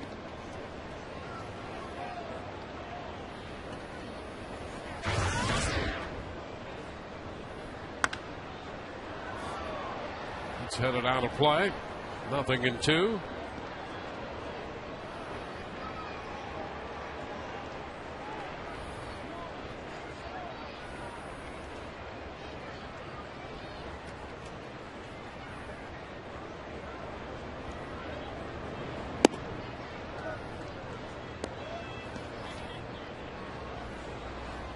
One ball, 2 strikes. It was pretty interesting last night that 8-pitcher shutout. There were a couple of oddities in that one, and one, the most pitchers used in Major League history for a combined shutout in a 9-inning game. And the other is that the winning pitcher, Chad Qualls, made only 2 pitches in that game and got the win. Yeah, got the big double play ball, the bases loaded. And I saw where Joe Madden agreed with the scorer's call on that too. Because that was a big point of the game there. Rays had a 3-0 lead. Royals had bases loaded and 1 out. It's fouled back. And that's how Joe Madden will use Chad Qualls, assuming Chad will be on a postseason roster, and I got to believe he will be, because he's got that hard 93 sinker. He can get you 2 outs on a ground ball if, with men on base. Exactly what Joe wanted to see last night. Pitch is fouled back. That's the other thing, though, Dwayne. There's some tough choices down there in the bullpen to make, too. That's right. That's exactly right. They take 11 pitchers, probably. 2-2 hit on the ground to first.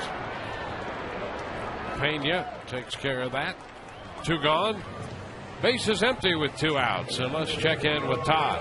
All right, Dwayne, we want to tell fans to go to RaysBaseball.com/postseason to get your tickets for the 2010 postseason. Guys, a lot of Rays fans here, season ticket holders, including the Greens and the Roys, but this might be the most dedicated of all the Rays fans. Her name's Brittany. She's a University of South Florida student. When she had found out that the Rays had a chance to clinch, she drove up Friday, stayed over Saturday here in Kansas City, and now because she has class tomorrow at USF, she's driving back right after the game. About 20 hours, she said it took, guys, and she's celebrating her birthday today. Back to you. All right. Not only a dedicated fan, but a dedicated student. Wow. Happy birthday. To get back and time for class. Straight through 20 hours.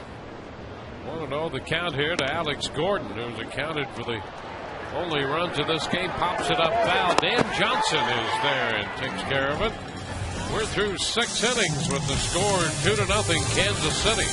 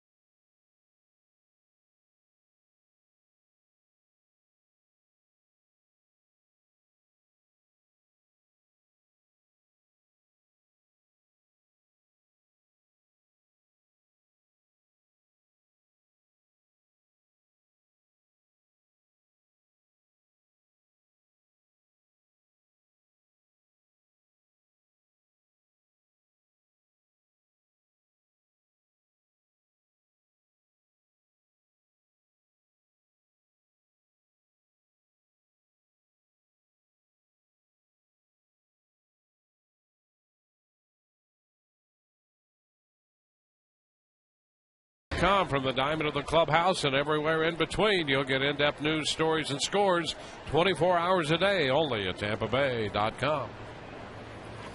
Dan Johnson to open the 7th inning as the Rays try to figure out how to get to Sean O'Sullivan, and so far that has been a very difficult task.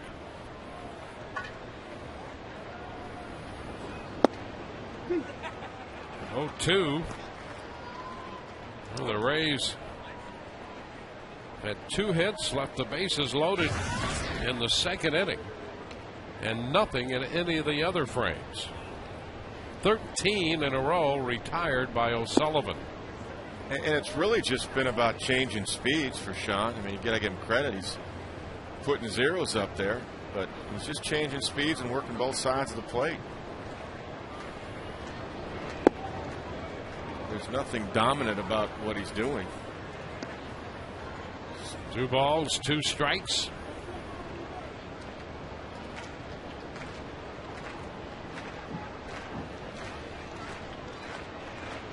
And a bouncing ball foul. A lot of changeups. That was a curveball there. Fastball's been around 93, occasionally a little bit higher.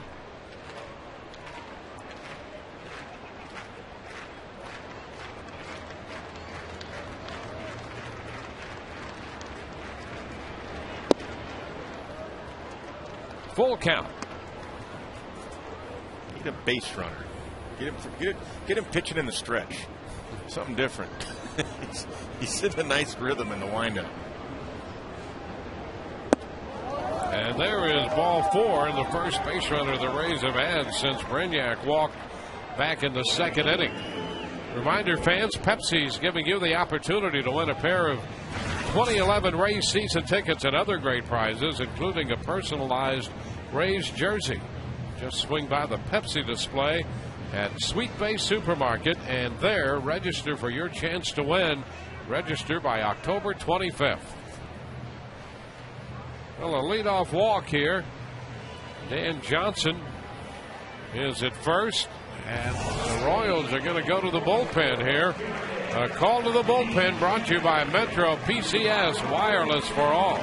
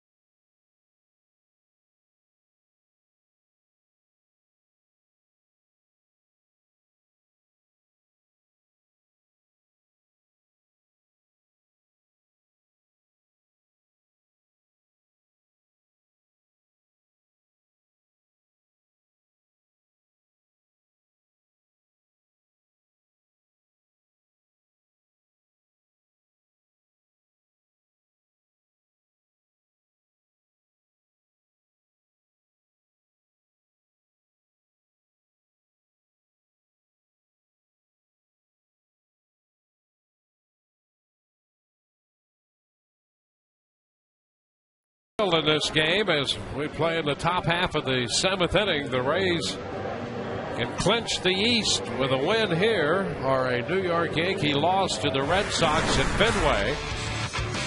And the Red Sox are playing some aggressive baseball up there, Kevin. They are. That's Kalish with the base hit. There's another run for the Sox, but they did a double steal 2nd and 3rd. There's a sac fly by Lars Anderson. There's a 1st and 3rd double steal as well. Posada bouncing it to Jeter. Another run. And there's more good news for the Rays. Yeah, Jed Lowry, I think. He has done something again. The greatness of Jed Lowry. There you go. We're here rooting for the Rays. It's now 8-2 Boston. 2 home runs for Jed Lowry today. Wow. And Joe Girardi put his lineup out there today, and he's been using all of his main bullpen guys. Here's Joyce sending a fly ball into center. Dyson coming in, and that ball falls in front of him. And moving into second base is Johnson. It appeared that Dyson might have a play on that ball, and he did not get a good read at all. No, for sure. See Dyson, he breaks back at first with that big swing by Matt Joyce, and definitely had the shortstop Betancourt been there standing at second base, there's a force out there, but he was just watching the play. Now Robinson Tejeda, the new pitcher, greeted by what turns out to be a base hit. At Tejeda, we saw the other night, a 54th appearance for Robinson. He's got a good fastball and a very good changeup. He used effectively the other night. We saw him. Now Carlos Pena with men at first and second. It's away. O'Sullivan made 92 pitches. Gave up 2 hits. Struck out 3, walked 3 in 6+ innings. Had a streak of 13 in a row retired before he walked Johnson to open this inning. Johnson's now at second with Joyce at first. And Pena takes ball 2. I think Ned Yost just wanted to get him out of there after, have a nice taste going into the winter. Nice appearance. The tying run coming to the plate, Matt Joyce. Matt actually did have 2 really good at-bats against O'Sullivan also. Lined out hard, and lined out to right as well. Lined out to first and to right. There's that changeup. Good pitch.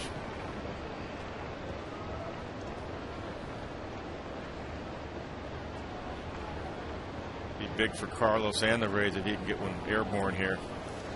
Get a good feel for Carlos to end the regular season. Take a shot at a 3-run home run. Chop right side, handled by the second baseman. Avila's out at second to Betancourt. Johnson goes to third, and Pena's on, reaching out a fielder's choice with Joyce forced at second base for the first out. Nice play by Avilas. Really didn't know if there would be enough time there, but he felt he could get Matt Joyce, the lead runner, at second. Matt's getting that secondary lead. Not an easy play, just does get Matt. Eliminates the tying run being at second. And the double play is in order still.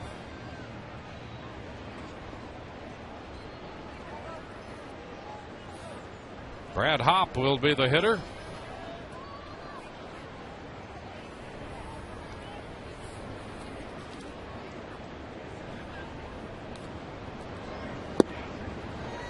Swings through the first one, strike 1.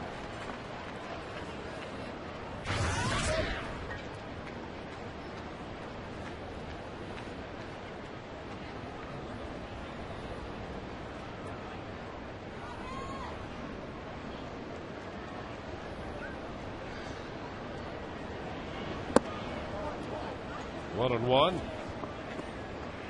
Brad Hopp had a base hit into left field in the second inning. One of the 3 hits for the Rays. Kansas City with 3 hits as well. One of those a 2-run home run by Alex Gordon.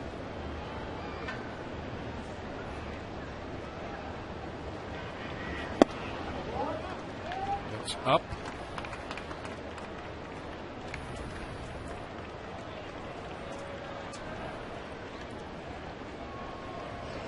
The Rays, who had a threat in the second inning, did not score.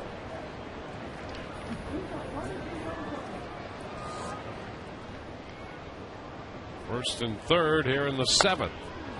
Hopp fouls it away. 2-2.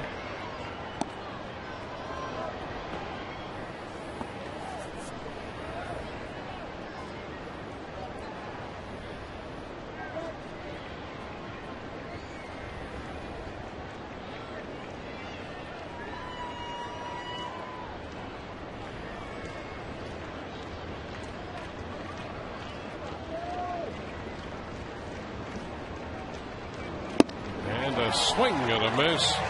Hop missed the high fastball. 2 outs in the inning with men at first and third.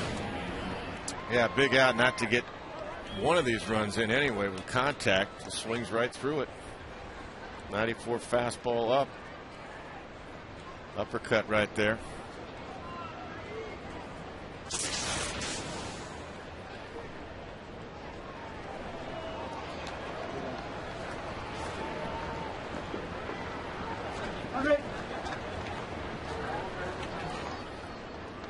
Brignac walked his first time, and Reed pops it up on the right side. Avili's out from second, handles it.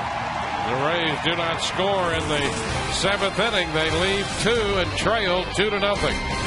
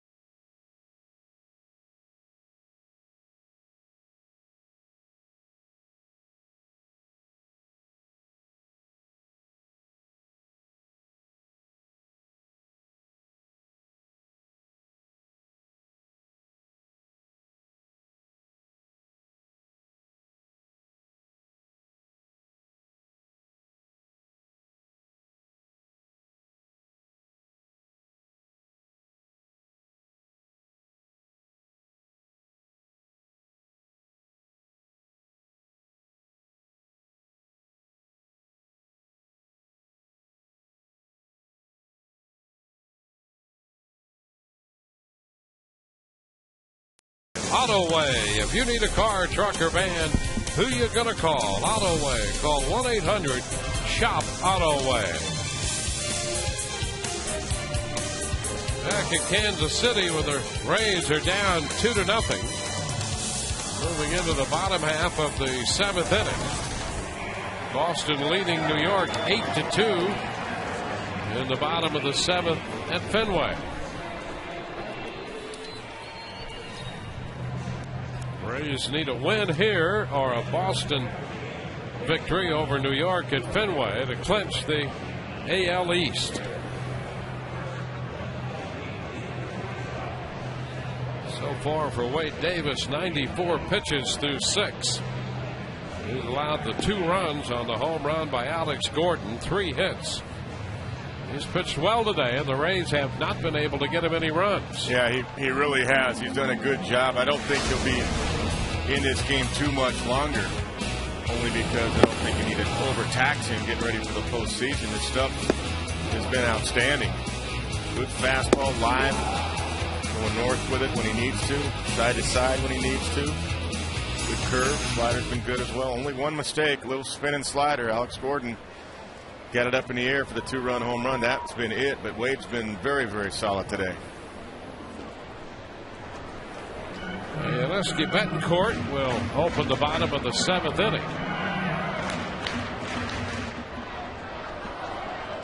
He'll go for 2.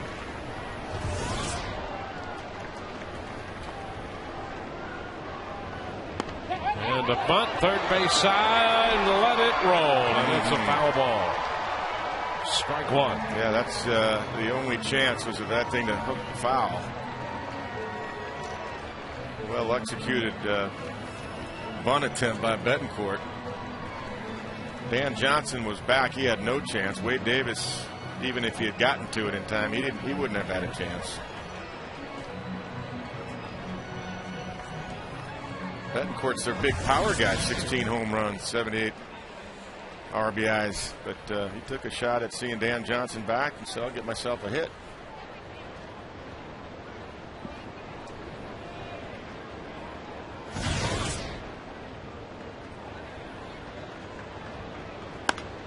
Betancourt pops it into shallow center. Zobrist out there calling for it. Now in from right field comes Joyce. He drops the ball. And Betancourt is safely aboard. Joyce came in and thought he had a better angle on it. That's going to be an error. Yeah, he called Ben off at the last instant, but Ben was so emphatic he had it. You see Ben really aggressively saying, "I've got it," with his hands. Let him take it. See, Matt's on the run there, and there is a little wind blowing in. And he had to make a basket catch out of it and couldn't hang on. Unless the outfielder truly is underneath it. When you see an infielder that emphatic, normally, you say outfield priority, you call him off. But Ben said he had it so emphatically that I think you got to let him take it. Third error of the year charged to Joyce. Betancourt's aboard. Now Pena showing the bunt and takes the pitch for a ball. 1-0.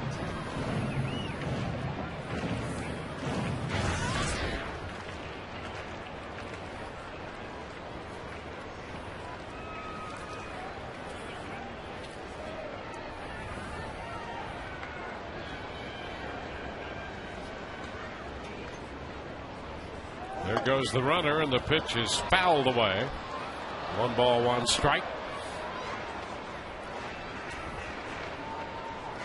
So far, Pena has grounded out to short and has struck out.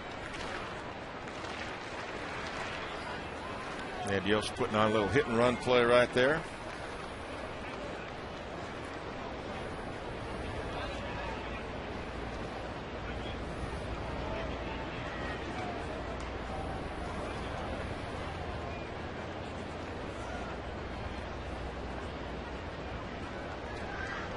Runner goes, the pitch is down, and the throw is in time. Betancourt caught. So that takes care of the leadoff error. This is why I've talked about the pop-up slide, why I don't like it. Watch this. And Navarro gets out of there, makes a good throw, but watch Betancourt. He popped up short of the bag. I mean, you just steal the bag, go straight through the bag. I mean, that's two things. You slow yourself down when you do that, and you make it much easier for the umpire to make a call. And you could really see him slow himself down approaching the bag on that pop-up. And that's the biggest thing, is you slow yourself down when you make a pop-up slide. There's no reason for it.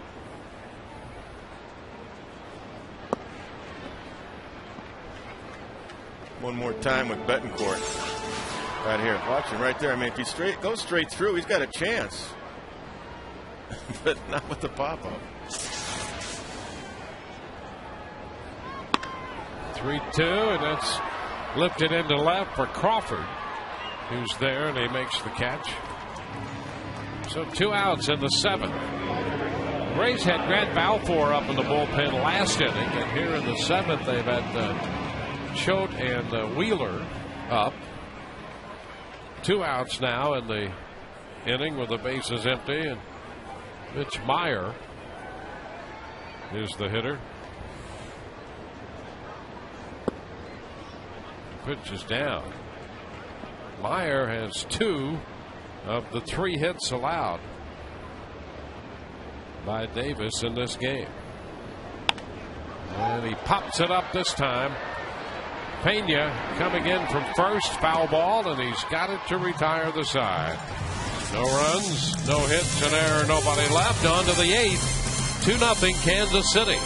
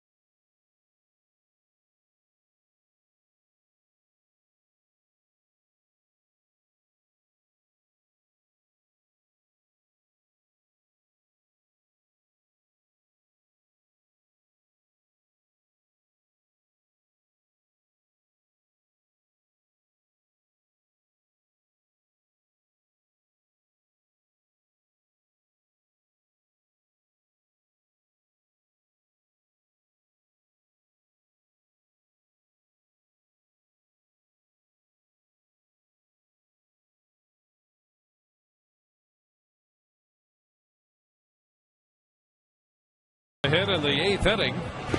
Reminder, the Mosaic Company and the Rays working together in the fight to end hunger through home runs for food. With each Rays home run this year, the Mosaic Company has donated $500 to local food banks through Feeding America Tampa Bay, Florida's leading hunger relief agency. And to date, Home Runs for Food has donated $80,000 to Feeding America Tampa Bay. Gil Mesh will be the new pitcher. O'Sullivan for 6+, Tejeda for an inning. And now the veteran Gil Mesh. Yeah, now in the bullpen, has been for a while. 19 games overall. See, the ERA is very high. Well over 5, pushing 6. Willie Ibar is pinch hitting here for Navarro. And he takes a fastball, ball 1.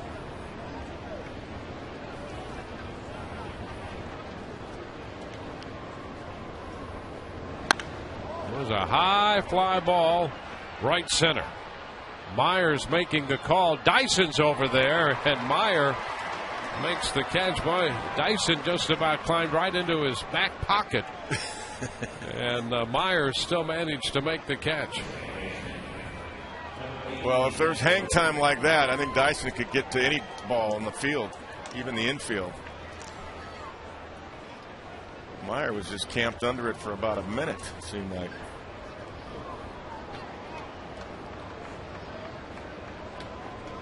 Well, it's Ben Zobrist. Pitch is a strike.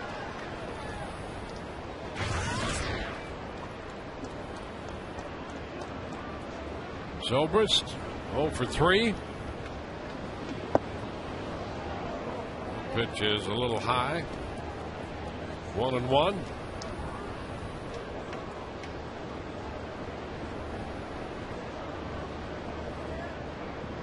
Total of 6 hits in this game, 2 runs. 1-2. The Royals lead the Rays 2-0.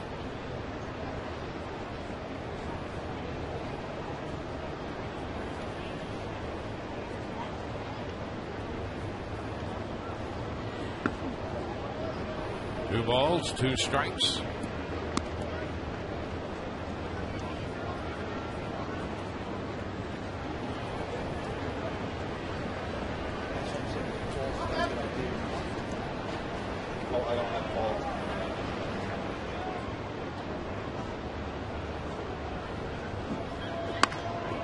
Chopper to first. Unassisted on the play down there by Kaihui. So 2 outs in the 8th inning. Poll question brought to you by Ottaway. How far do you think the Rays will go in the postseason? TB1 World Series champs, TB2 American League champs, TB3 lose in the ALCS, or TB4 lose in the ALDS. Standard message and data rates apply. Text your vote to 789-789. B.J. Upton swinging and missing at the first pitch from Mesh.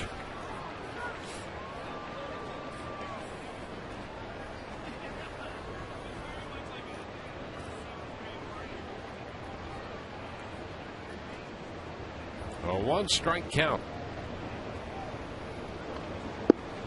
And a cut and a miss, 0-2. Well, the Rays have not scored today, but the Red Sox have an 8-3 lead over New York in the 8th inning at Fenway. There it is, top of the 8th. And strike 3 call. Upton out on strikes. 1, 2, 3. Well, the Rays have been shut out today, but the champagne is chilling in the clubhouse. Back in a moment.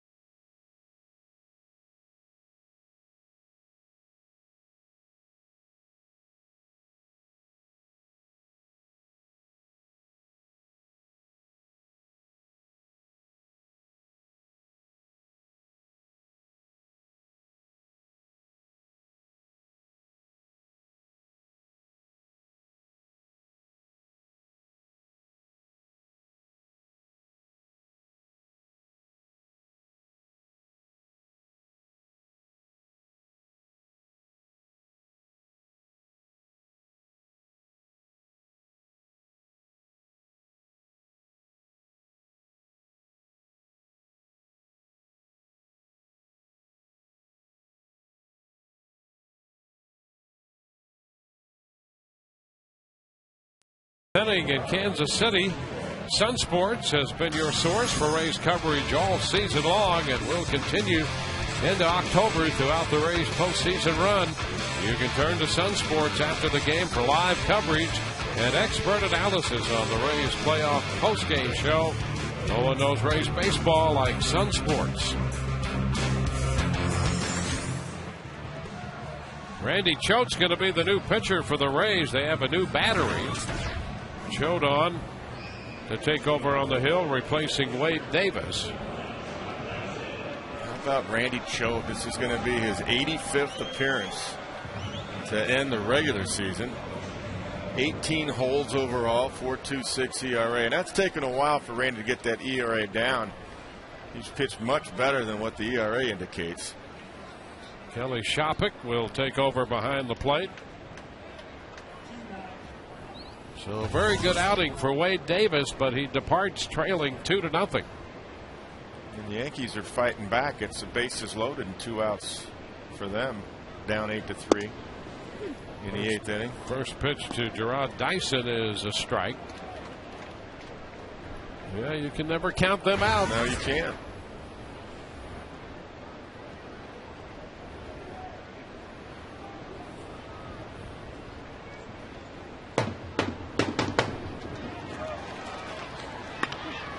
Ground ball to second. Zobrist with the pickup and the toss, and that takes care of Dyson. So Choate, that's the left-handed hitter. Dyson, and now Joe Madden comes out. He's going to make another move to the bullpen with the right-handed bat of Mike Aviles due up. We'll be back in a moment.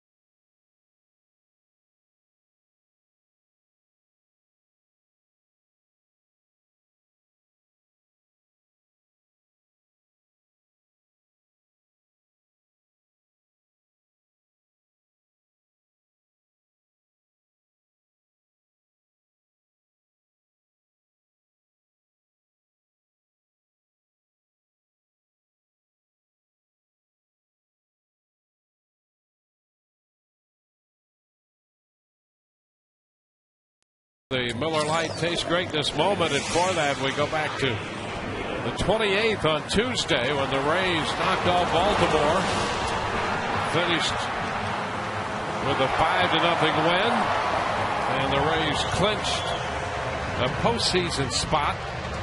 Here today they're hoping to clinch the AL East. They're down 2-0. And Dan Wheeler is on to face Mike Aviles, the right-handed hitting second baseman. The pitch is outside, 1 ball, no strikes. So Choate faced the left-handed hitter Dyson, got him. They have Aviles and Butler due up. And a cut and a miss by Aviles. He walked in the 3rd.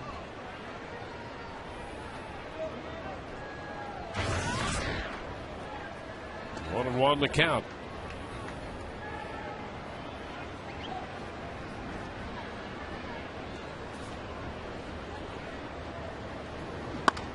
And a base hit punched into right field off a fastball.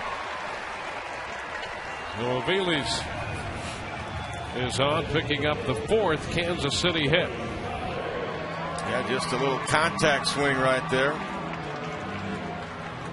92-mile-an-hour fastball down and away. That's what these Royals do, though. They still, well, they're going to finish the season second in baseball in hitting, batting average, 275 as a team. And a lot of it is because most of these guys with 2 strikes cut their swings down and they go the other way. Yeah, that's the Kevin Seitzer approach. And here's Billy Butler, who came in as the 5th leading hitter in the American League. The runner takes off and the throw down, and it bounces in. He has a steal. Boy, it appeared even with the bounce, they might have had a chance to get him, but Aviles not wasting any time. Steals second base. Yeah, I think they definitely get him. Shopik gets rid of it and has a nice long hop and bends over his 2 hands it right there, and it handcuffs him. If he picks it, Aviles is out easily. Another pop-up slide right there. See, I don't know who's teaching that, but that's something. I'm sure Ned Yost will address that. And a shot foul up the right side. 1-1 the count.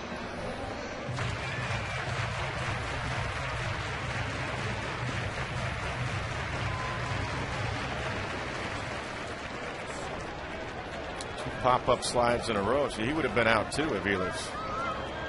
Some of the things that Ned Yost, I'm sure, managing here the last few months, little things like that you kind of put on your checklist for next spring. The breaking ball, a swing and a miss. Now it's 1-2. Well, Daniel Bard got out of the 8th inning, so 1 more inning to go. It's 8-3 in Boston, going into the bottom of the 8th. I like that Terry Francona brought Bard in with the bases loaded and 2 outs. Shows you he's trying to manage the way you would manage to win the game. And also John Lackey pitched well, so trying to get a win for John Lackey too. And a swing and a miss. Butler is out on strikes. Not bad. That's out number 2. 3 punch outs today. Nice pitches by Dan Wheeler. And that's going to be it for Dan. Cormier out there in the bullpen, and with the left-handed hitter due up, we'll have another pitching change. Back in a moment.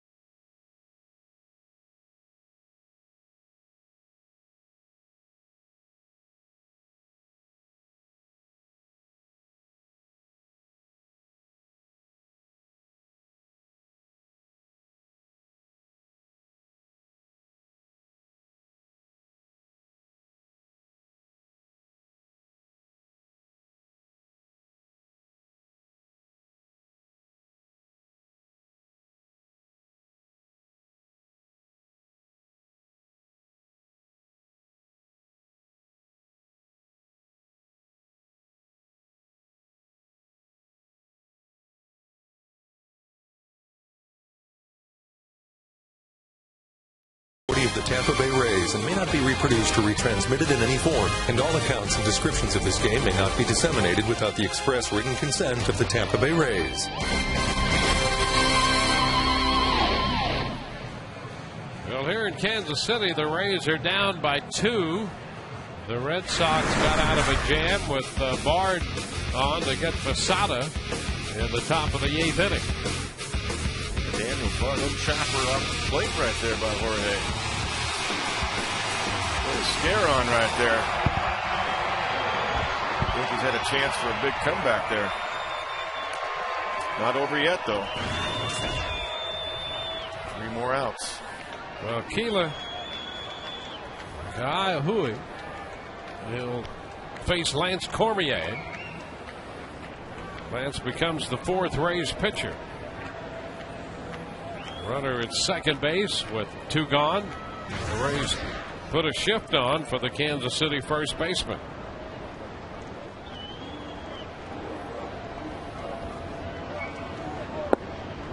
The first pitch is in there for a strike. Good pitch, curveball. Lance, I want to stay away from his power. A good pitch for him is that change-up or a 2-seamer away.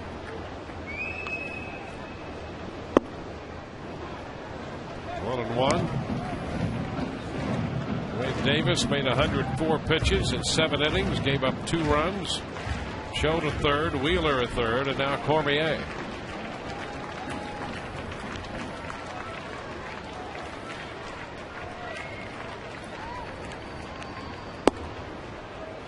Two balls and a strike. Bottom of the 8th in Kansas City. Joaquin Soria, the closer, loosening in the Kansas City bullpen.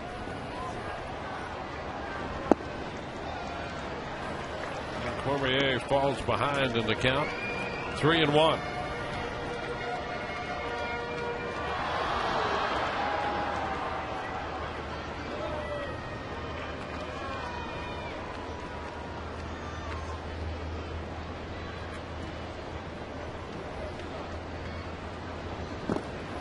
Walks him, the ball bounding away from Shopik, and over to third base goes Aviles.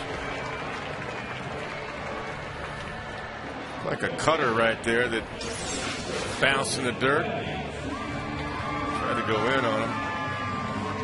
Kelly couldn't get over there, couldn't get the right leg down. And when you don't get over there and cover up, the ball's going to skip by you and go to the backstop. So now it's first and third. A wild pitch charged to Cormier, allowing the runner to advance from second to third on the walk.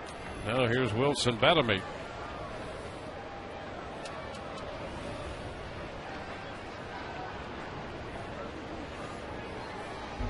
Bettamy's lined out, struck out, and grounded out. Switch hitting infielder. And a foul ball up the right side. Strike 1.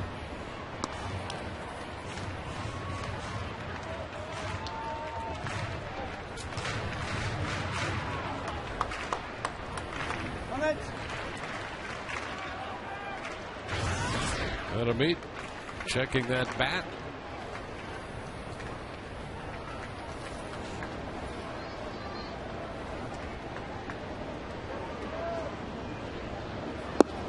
And a wave and a miss. 0-2. That one disappeared on him. Nice curveball. Yep. Started at the knees and ended up at his feet. Good pitch. Quality strike right here. Right over the top.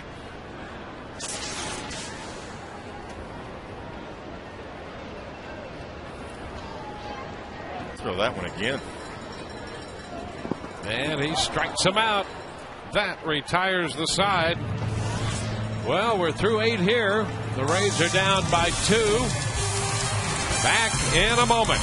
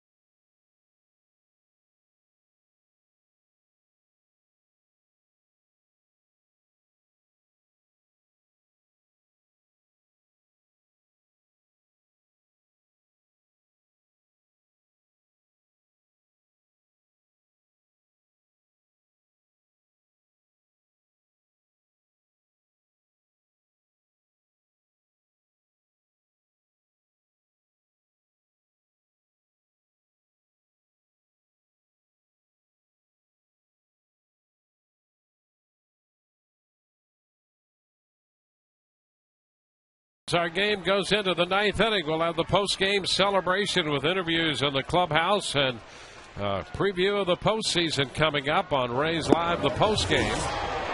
Joakim Soria, the closer in the game here for Kansas City, as Carl Crawford takes the first pitch for a strike. Soria's numbers 43 of 45 for saves. Outstanding. Yeah, 45 saves is the Kansas City record. Dan Quisenberry in 83 and Jeff Montgomery in 93. And Soria looking for his 44th. He's ahead of Crawford, 1-2.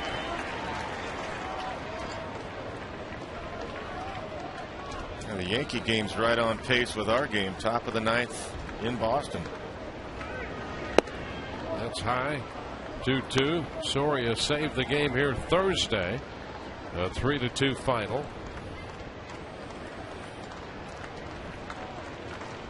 Move up a base hit to Matt Joyce in the 1 inning he worked. There's a roller foul. It'll be Crawford, Johnson, and Joyce due up here in the 9th inning this afternoon.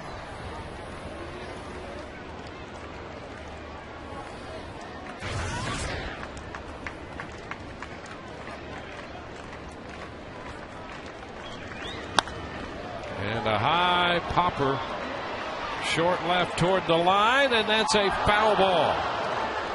Gordon couldn't quite get the route figured out on that one as it carried away from him. Very good effort. He's done a nice job out there. Look at this. This ball is close. Carl didn't even run out of the box. He knew it was foul, but it was a lot closer than I think even Carl thought it would be. That was only about 4 feet foul.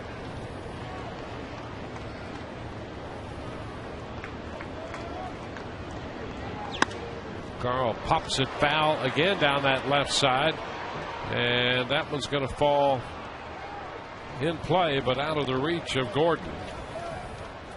Well, the flags have stopped blowing. Maybe that's one thing, is the flags were kind of blowing across and in earlier. No wind right now. Maybe that's why Carl just stood at home plate. He knew it was going to blow foul, but the one before that was close. Hey, there's one out up in Boston. Top of the 9th. 2-2 the count. Crawford hits it on the ground up the middle. Backhanded stop of Bealey's, and the throw is not in time. Crawford with a leadoff base hit here in the 9th inning. So Carl picks up the base hit. The Rays will get the potential tying run to the plate. Carl could take it deep, or he can beat one out. Good at bat. Smelling base hit all the way. Right through the bat.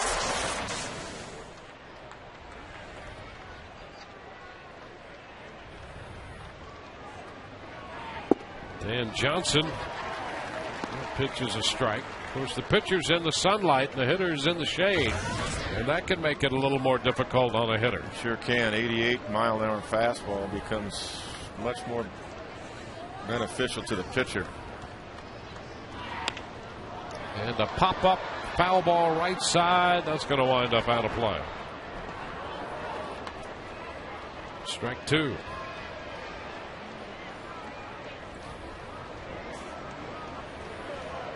One out away, Dwayne, up there in Boston. It's an 8-3 ball game. Papelbon in there. I'm impressed with Terry Francona going to Bard and then Papelbon with a 5-run lead to try to finish off the Yankees. And Johnson is called out on strikes, and I don't think he saw that ball all that well. 88-mile-an-hour fastball becomes 95. You can't see it coming out of the shadows like that. And our checkers double of the game. The two starters, a good job by Wade Davis and Sean O'Sullivan. No runs off O'Sullivan in 6+, and Wade Davis 7 innings of 2-run baseball. Here's Matt Joyce. Joyce lines it up the right side. That's a foul ball. Just outside the right field line. Boy, he's been close a couple of times today. He lined out hard to first base in the second inning. He hit that line drive that Mitch Meyer made a great play on. He's able to reach that outside pitch and pull it.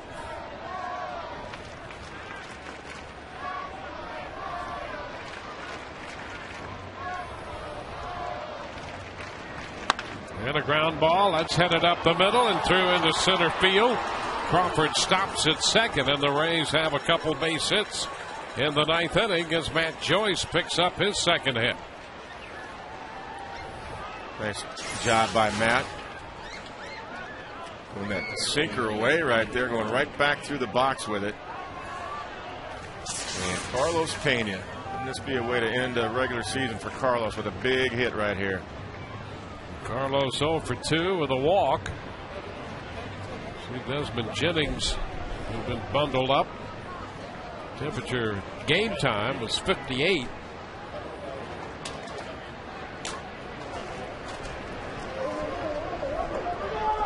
So the Rays have Crawford at second and Joyce at first.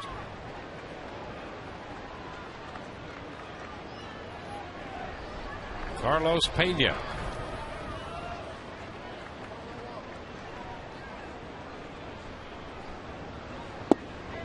And Pena looks at a strike.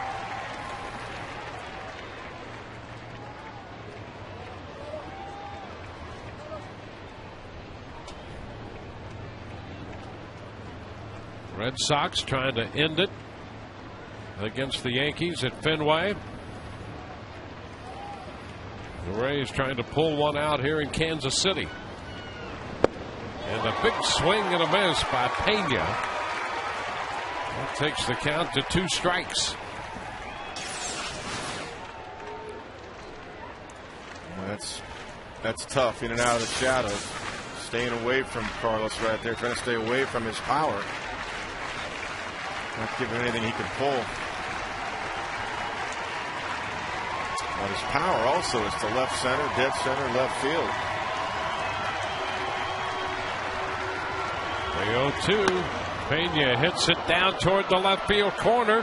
Gordon on the run, can't get it. That ball's going to bounce into the corner. Crawford has scored. Joyce heads for the plate. He will score. The Rays have tied the game. It's a 2-2 contest. The Rays have come back with 2 here in the ninth inning to square it up. A 2-2 game on Pena's double into the left field corner. I'll tell you what, that's great for Carlos, and he does have power the other way. That's what we're talking about. Look, that's a pretty good pitch by Soria. And Carlos does. He shoots it right into the corner there. What a great at bat. Good for Carlos. It's a confidence builder. You know, he got a hit yesterday, I believe it was, the opposite field. Yeah. That is huge. Well, greeted by his teammates in that dugout as he's tied the game. Desmond Jennings runs for him at second base. Brad Hopp is the hitter. The pitch is outside. It's 1-0. So the Rays, who had not scored all day, with 1 out in the ninth inning, have scored twice.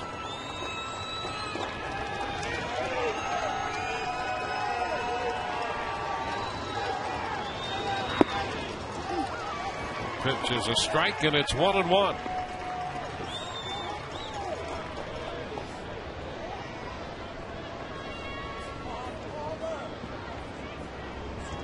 You'd love to do it yourself anyway, no matter what happens up there. Yeah, Brett Gardner just reached on an error. Yeah. So he's aboard with 2 outs. Hop fouls it back. It's 1-2.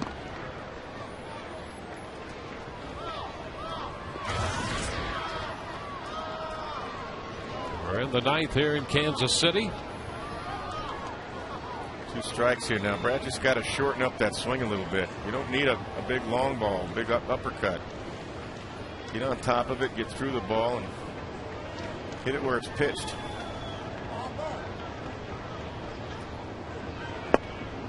And Hop is out on strikes. So Soria strikes out Brad Hop. You know, with that swing, I don't think Brad saw that ball very well either. And I think Johnson didn't track it all that well, and I think you're right about Hop as well. That was a little half swing almost. That was just a protection swing. I think by the time he picked it up, it was by him. Well, here is Reed Brignac. If he sees the first pitch, he'll be hacking. Well, the Yankees have added a run. Jeter driving in a run after Gardner reached on the error. They don't go down easy. And the pitch is a strike to Brignac.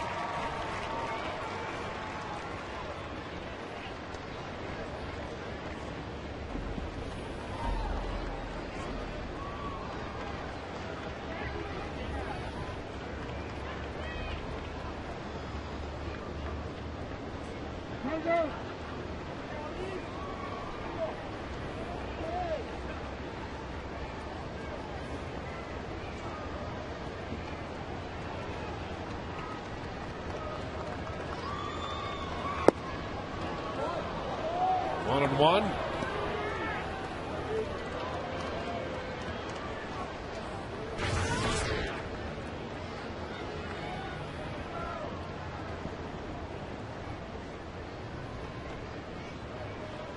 Rays have tied the game in the ninth. They have Jennings at second, 2 gone. And a broken bat roller to the right side. Soria covers. That retires the side. The Rays scored 2 on the double by Pena. 3 hits in the inning. A man left. And we go to the bottom of the ninth, tied 2-2.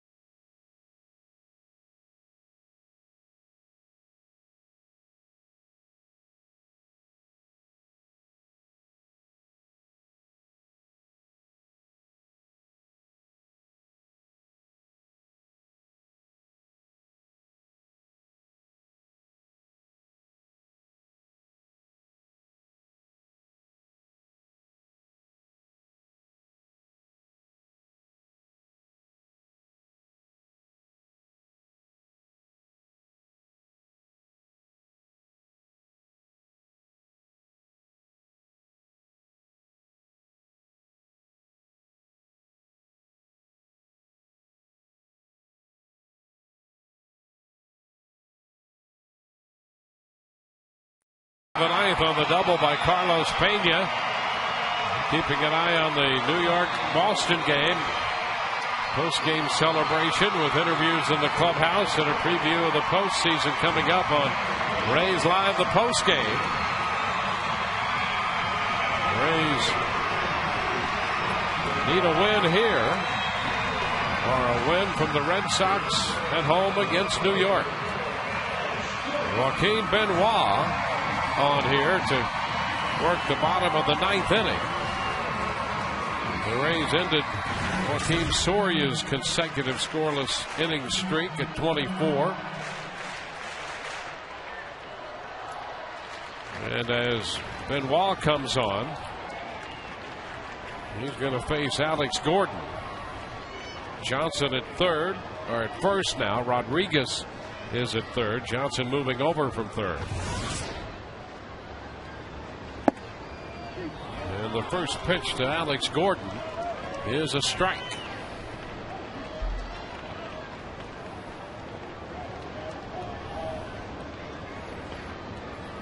Gordon homered in the fourth, accounting for both Kansas City runs. And he waves and misses. 0-2. That is nasty. Change up. Coming out of the shadows there, too. don't think Gordon saw that pitch at all. Look at that sunlight, the darkness. Forget about it.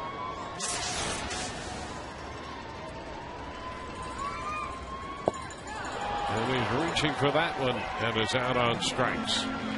So Benoit strikes out Alex Gordon.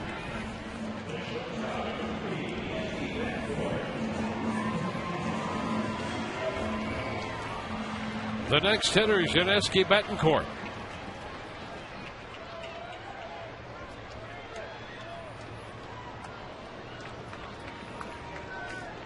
Betancourt 0 for 3 officially. Pitch is a ball. Well, let's go to Boston, where the Boston Red Sox have beaten the New York Yankees, and the Rays have clinched the American League East and home field advantage in the American League. The strike, and here it is. Alex Rodriguez grounding out. That ends the game. It's an 8-4 final. Boston over New York, and the Rays are American League East champions.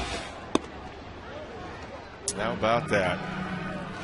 So the Rays have tied the game here. We're now in the bottom of the ninth in Kansas City, and with the Boston victory over New York, that word has just reached the Rays dugout. I think David Price is the messenger there. Some of the guys in the clubhouse hearing what we just heard. And a high pop. That's going to be a foul ball back and out of play. Squares the count at 2-2. It hasn't been easy. It has not been easy here down this stretch. I'm telling you.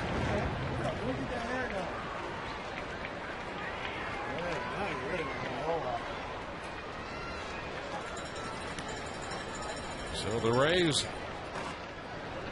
will go into the postseason as American League East champions and with the home field advantage.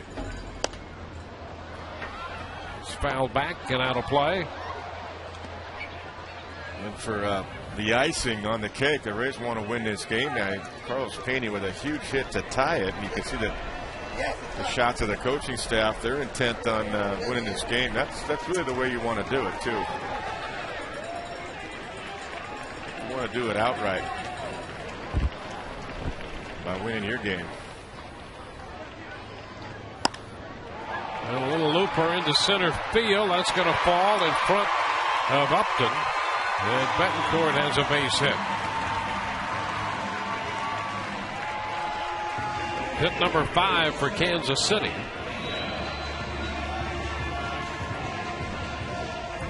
And Brian Pena will be the next hitter for the Royals.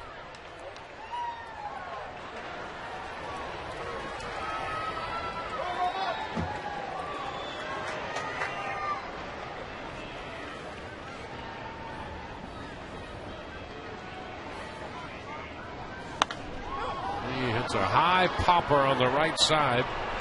Zobrist shading his eyes makes the catch. 2 gone. And Mitch Meyer will bat. Meyer's 2 for 3.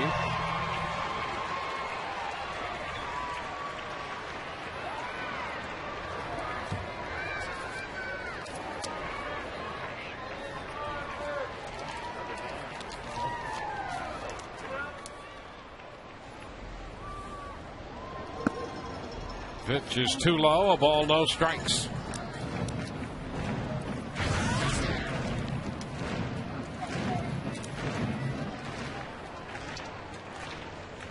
So the Rays have won their second American League Eastern Division title. They got in with 97 wins in 08. They have 95 right now. That'll be enough, but they'd like 96. And a liner foul. 1-1.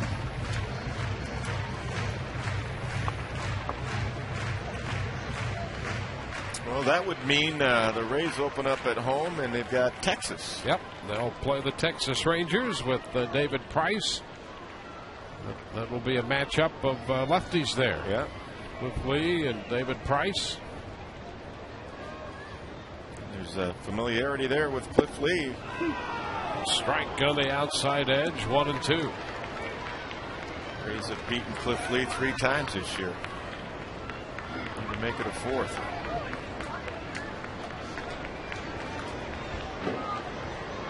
Well, that's great. That's great news, and it's also great to go back home too. Yeah, absolutely. Have that home field advantage in the big. American League portion of the postseason. And a swing and a miss that takes care of Meyer.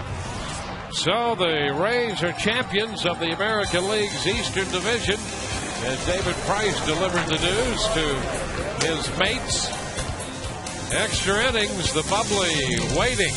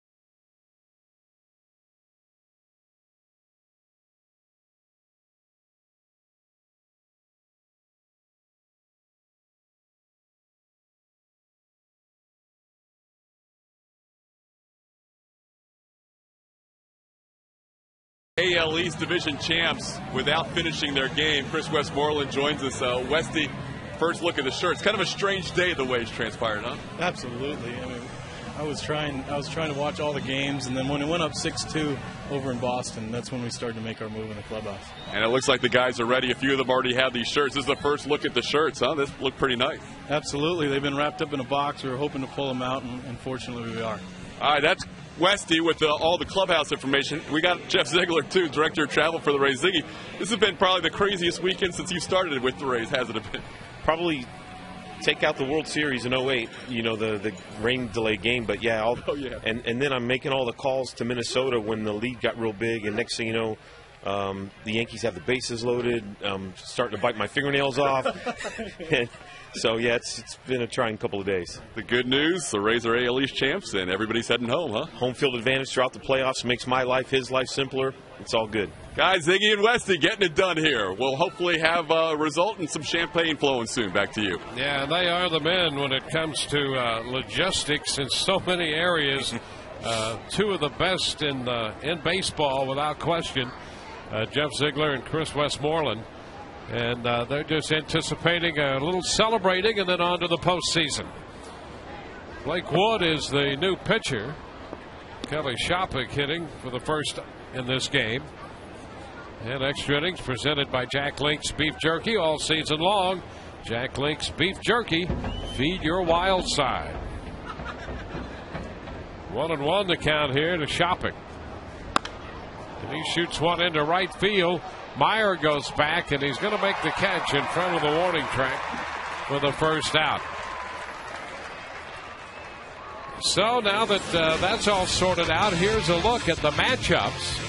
The Rays will entertain the Texas Rangers. The Rays won the season series 4-2 in all 3 games at Tropicana Field. And the Yankees take on the Twins. The Yankees won that series 4-2 and swept Minnesota in the 09 ALDS. Well, it also makes the roster decisions very interesting as far as I think the bullpen. And, we talked a lot about Josh Hamilton, how healthy he really is. He's back in the lineup for the Rangers this weekend. But they're a right-handed dominant hitting ball club other than Josh Hamilton. Guys like Michael Young and Vlad Guerrero and Nelson Cruz, Elvis Andrews. 2 strikes the count. This one is down. It's 1-2.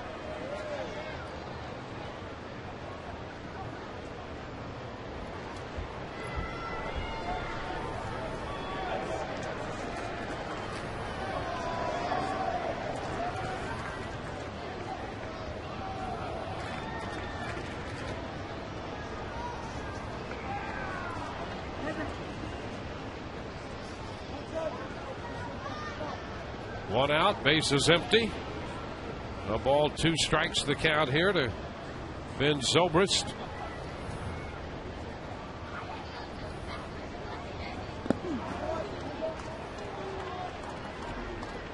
Two balls, 2 strikes.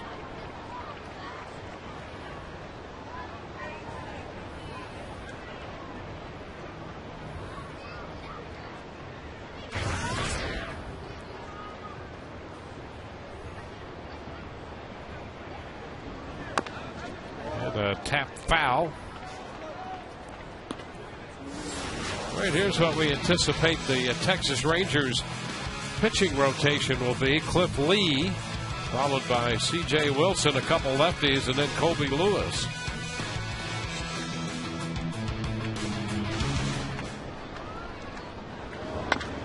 And a tap right side, charged by Aviles. Throw to first, just in time to get Zobrist.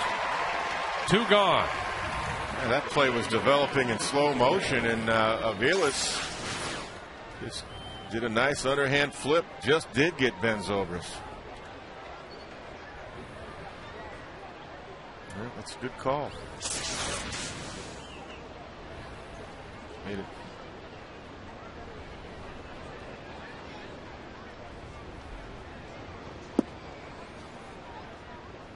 Now B.J. Upton. 1 ball, no strikes. Somebody's got to go deep here. Hit a long ball. Get a hanger, hit one out, BJ. Good pitch inside. 2-0. BJ has fanned in each of his last 2 at-bats.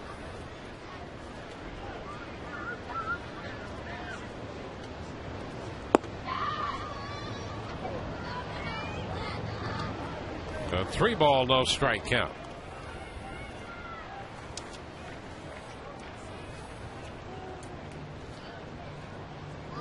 Extra innings here in the 10th. And BJ looks at a strike.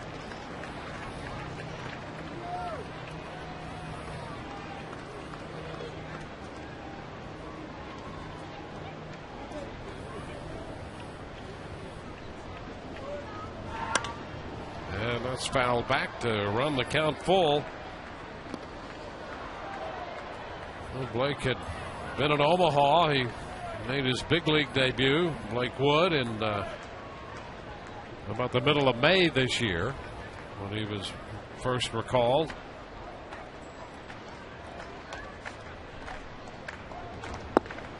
And strike 3 call. Upton out on strikes for the 3rd straight time. Bottom of the 10th coming. 2-2 tie.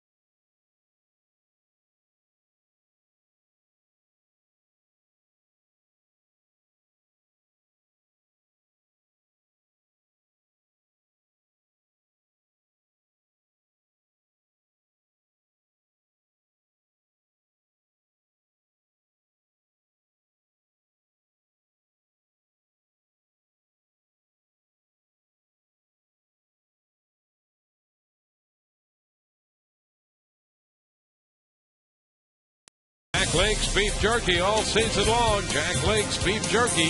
Feed your wild side. Well, the Rays and the Royals move on to the bottom of the 10th inning, tied 2-2. Don't forget our Rays Live postgame coming up. The Rays, by virtue of the New York loss to the Red Sox at Fenway, the Rays are champions in the American League's Eastern Division. So there will be a bit of a celebration to check in on following the completion of this game. Preparations being made right now.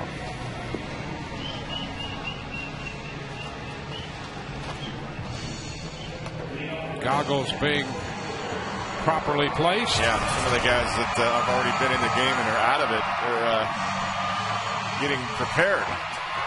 It's all about preparation. Chad Qualls will be the new pitcher for the Rays. And it will be the top of the order for Kansas City. Well, Chad Qualls came in, got that big double play ball yesterday, ends up getting the win in last night's game. So he faces Gerard Dyson to open the bottom of the 10th.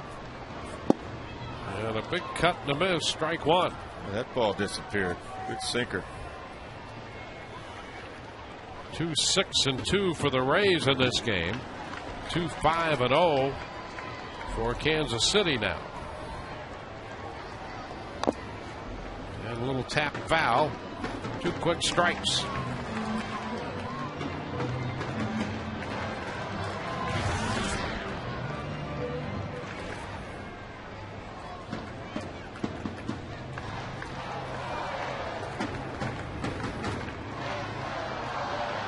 Dyson reached on an error back in the first inning and picked up a steal. He has great speed. You want to keep him off the bases, and that will. He is out on strikes. That is nasty stuff from Chad Qualls. All kinds of movement. Heavy sink. Dyson could not hold up. That is nasty.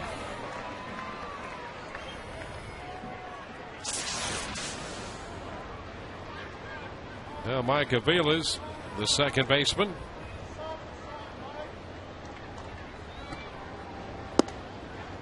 And the first pitch strike.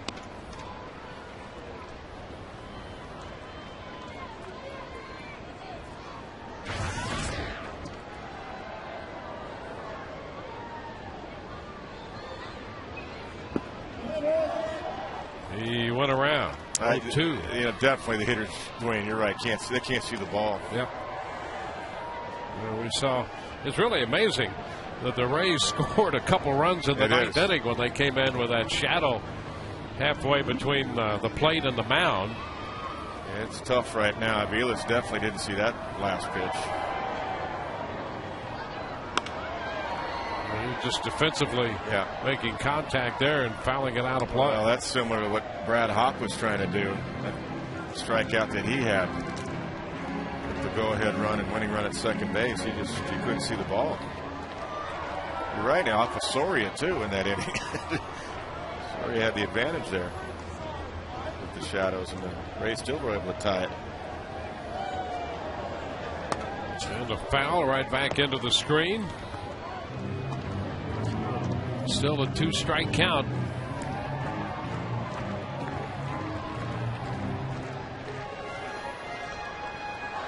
Rays scored 2 in the ninth to tie it.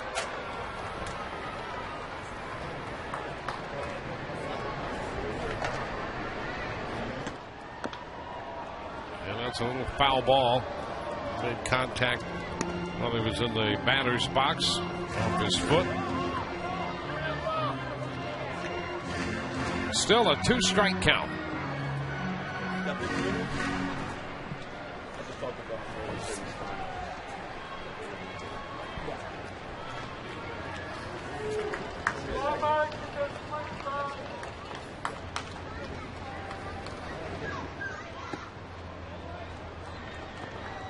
A ball, 2 strikes.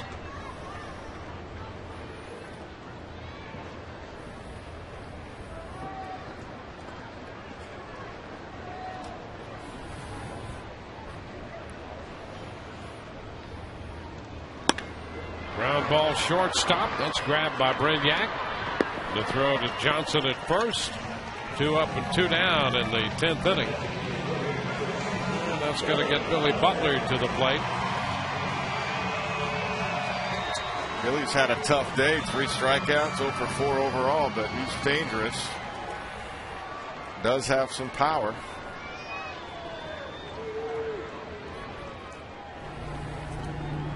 Well, it will be well chilled by the time they get in there.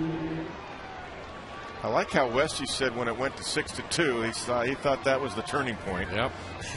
That was He's a master at strategic planning. Yep, that was the time to get the champagne ready. 1-0 the count here on Billy Butler.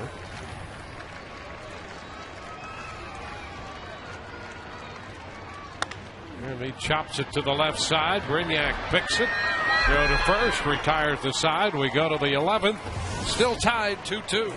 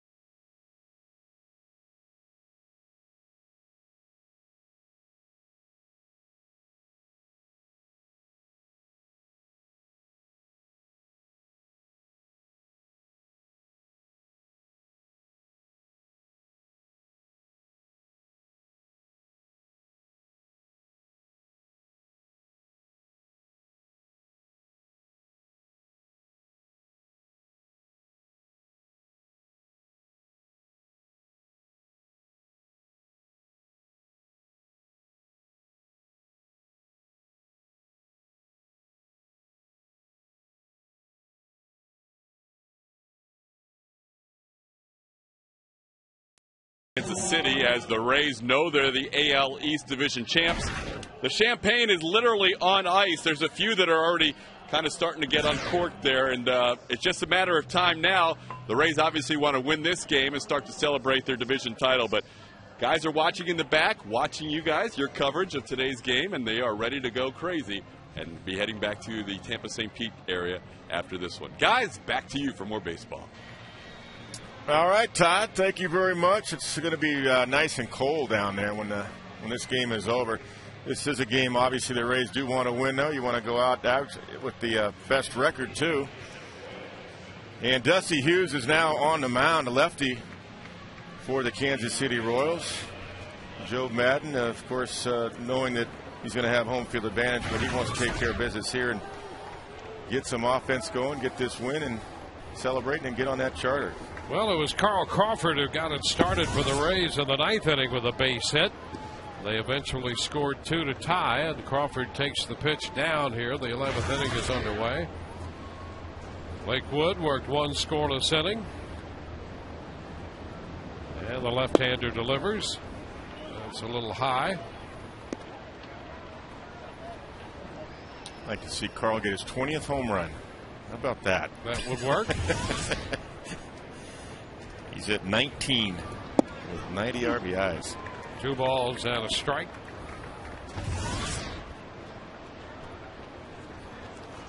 Yeah, Carl, with that run scored in the 9th, has scored 110 runs. Man, what a year. Hey, that was a quick home run swing right there. The count goes to 2-2. Dan Johnson next, and then Matt Joyce due up. And a swing and a miss. Crawford out on strikes.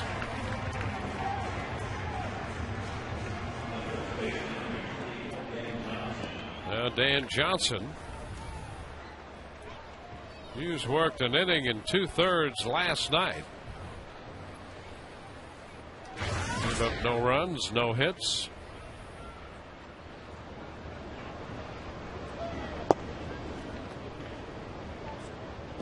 One ball, no strikes. The count to Dan.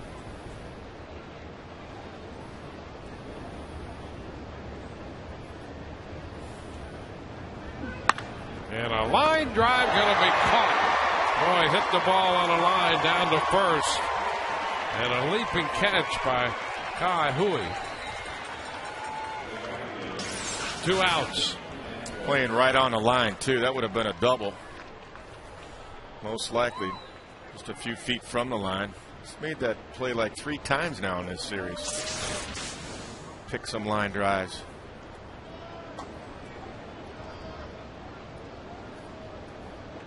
Twice today. He picked Matt Joyce's bullet right at him in the 2nd inning.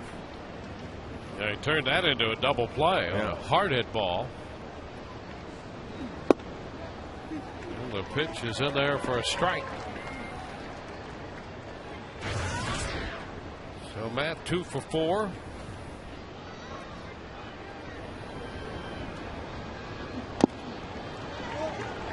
Two strikes. It's just about going to be better here in another minute for the hitters because the pitcher's still a little bit in the sun, but shadows almost covering the pitcher completely.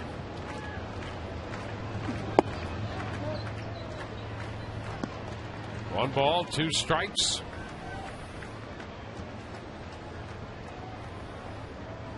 Base is empty.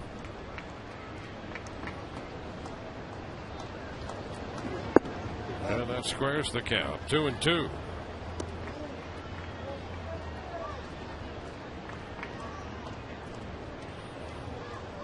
Well, Sean Rodriguez would be next if Joyce could keep the top of the 11th going.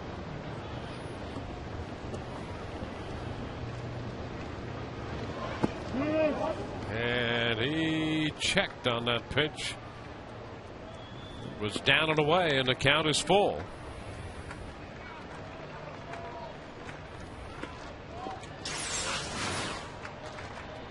Yep, he did. He held up. And a foul ball back. We got a mistake, too, up in the zone right there. Nice swing. Used pitcher number 6 of this game for Kansas City. The Rays have utilized 6 pitchers. And strike 3 called on the outside edge, says Wally Bell. And the Rays are finished in the 11th. Bottom of the frame coming. Still tied 2-2.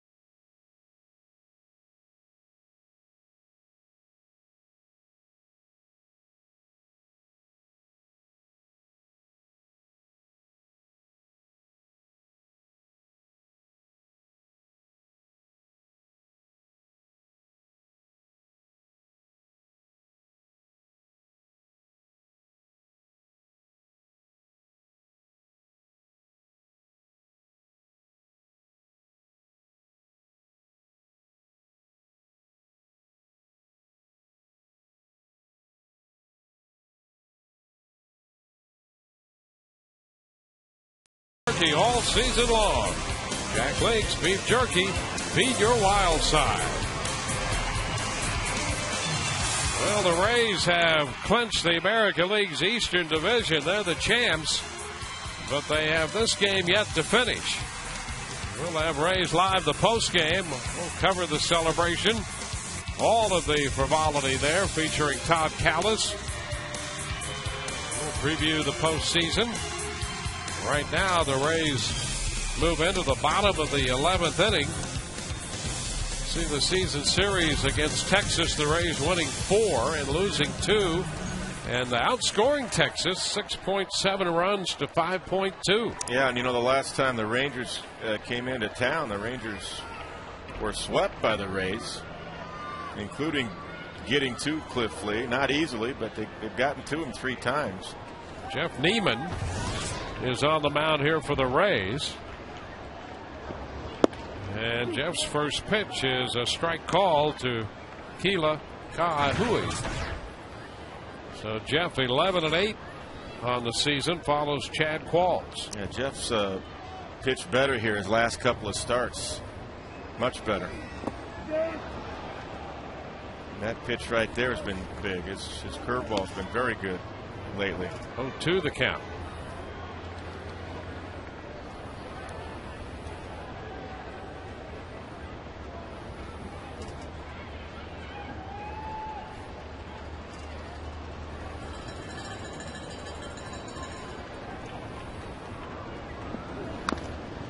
The tap foul holds the count at 2 strikes.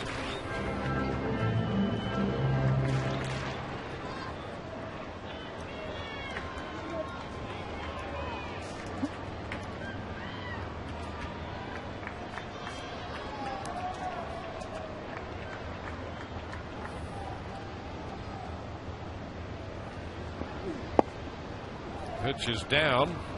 1 ball, 2 strikes. I'll tell you, those last 2 strikeouts on the Rays called by Wally Bell are pretty bad, ridiculous. He called BJ Upton out in a strike 3. And that last one to Matt Joyce, that was ridiculous. Not even close. And a swing and a miss. That's out number 1 here in the bottom of the 11th inning. And Jeff gets a chase on the high fastball. It's a nice pitch. Good sequence.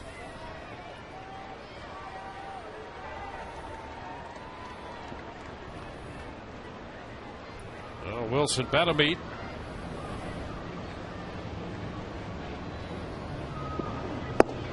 And a swing and a miss. That's a strike.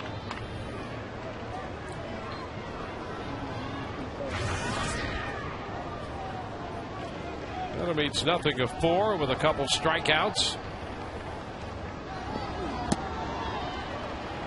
And Jeff Neiman is ahead of him 0-2.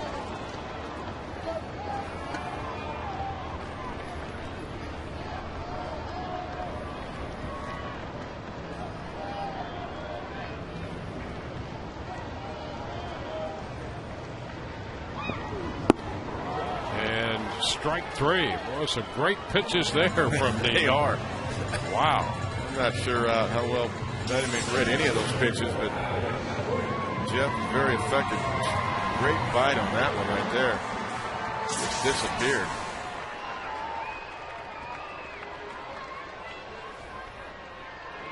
Alex Gordon.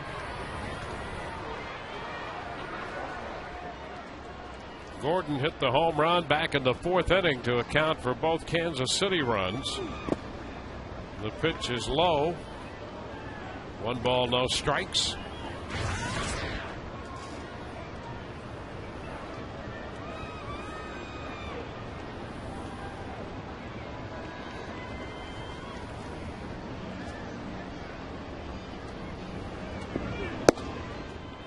And a strike.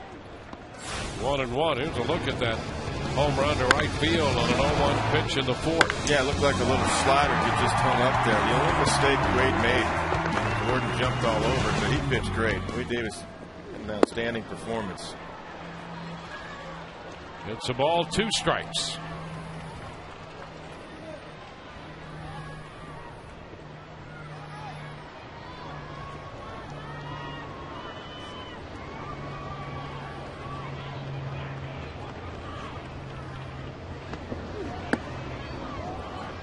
2 balls, 2 strikes.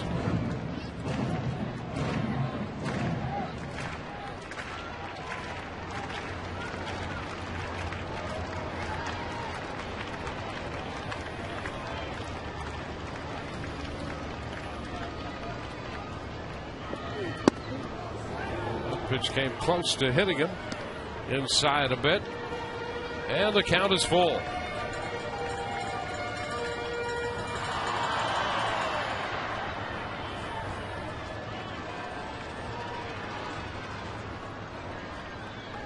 Three-two delivery, and a tap foul back into the screen.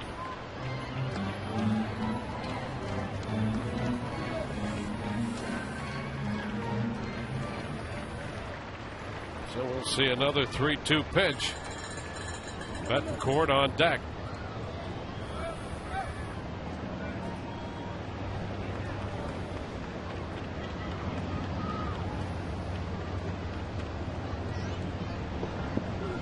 And a swing and a miss. Boy, he blew that one right by him. Not bad. 1, 2, 3. We go to the 12th, still tied. 2-2.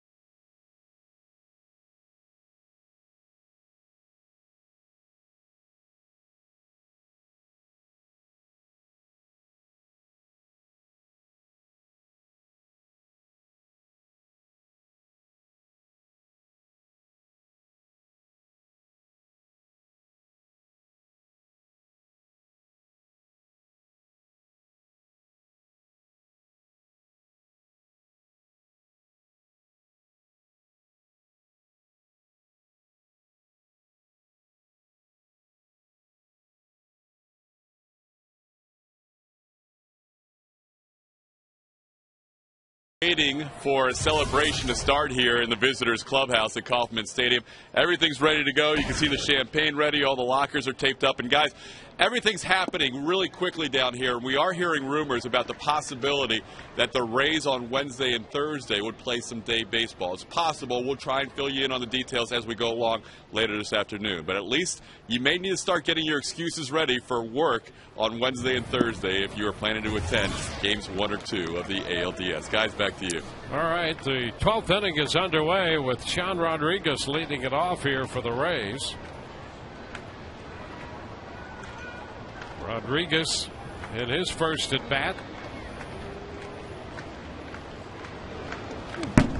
Hughes' pitch goes all the way to the backstop, skipping beyond Pena, the catcher.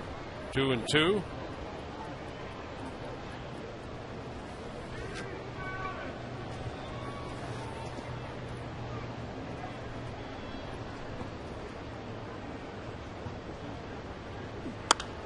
And Rodriguez fouls this one out of play.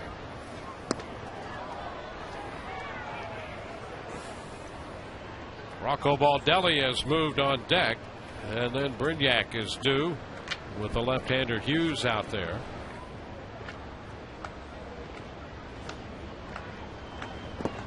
The pitch is down. 3 balls, 2 strikes. Need a base runner. Lost speed right there to Sean.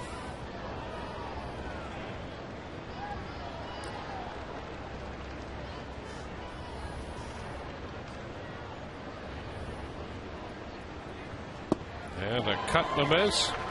Rodriguez out on strikes for the first out here in the 12th. What, Brian Payne is still calling the game. He doubled up on the changeups there from Hughes. 3-2 changeup. He does that a lot with all of his pitchers.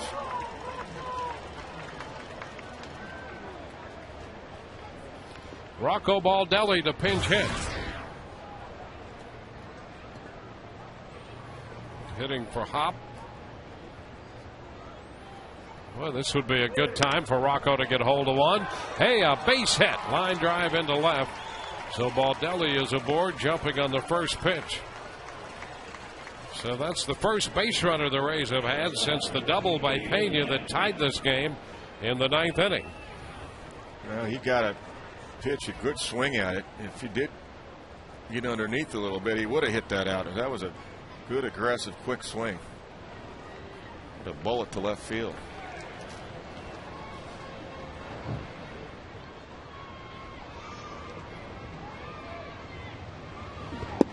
Now Reed Brignac up there.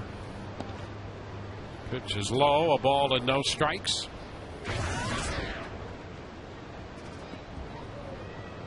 You have Wally Bell back there. He's had a pretty wide zone here as the later this game has gotten. 1-1 to count.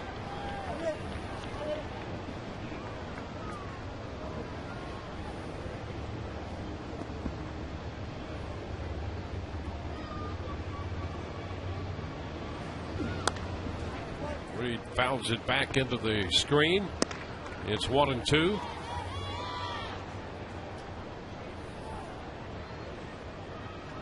One on, one out. Ball game in the 12th.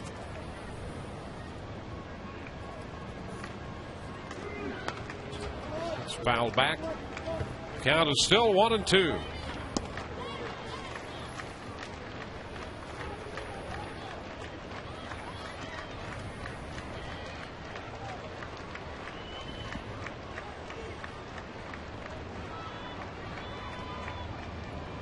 There goes Rocco. A swing and a miss, and the throw not in time. Baldelli steals second. The throw to the shortstop side of the bag as Brignac strikes out.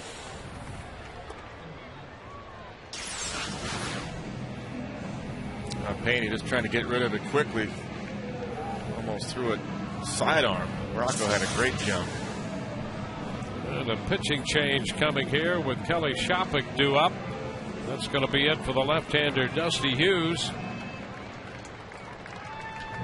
So a call to the bullpen here in this 2-2 ball game. Back in a moment.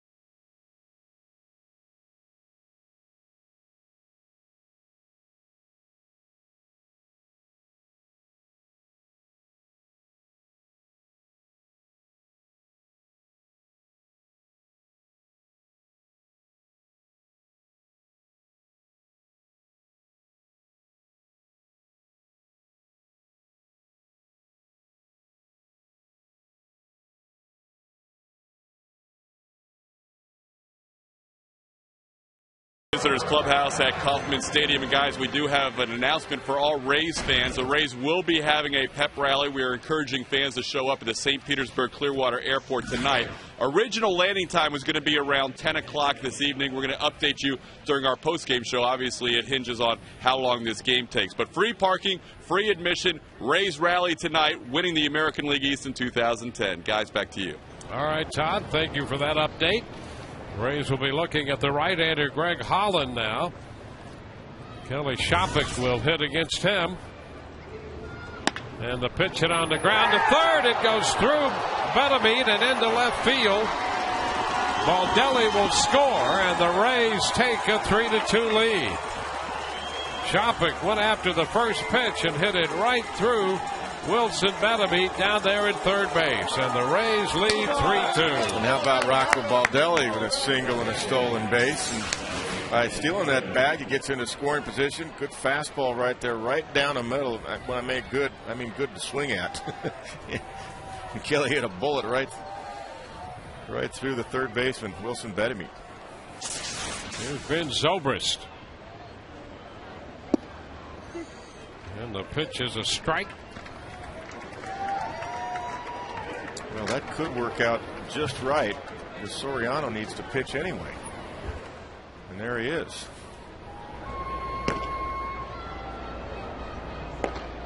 All game here in the 12th inning.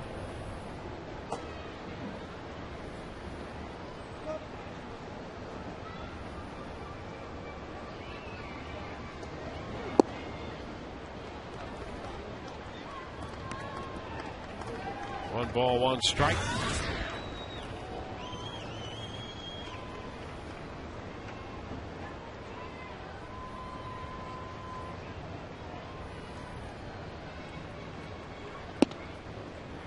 Pitch away. 2-1.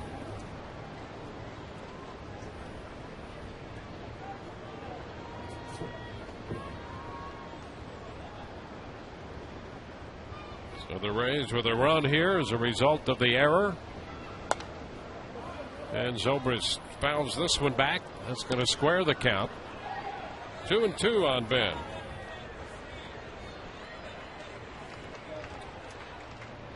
If the Rays do get this win, kind of just typify what they've done all season long. Come back late, grind it out, scratch it out. Count still 2-2. It's been a lot of comeback wins this year late in the game. The resilient Rays.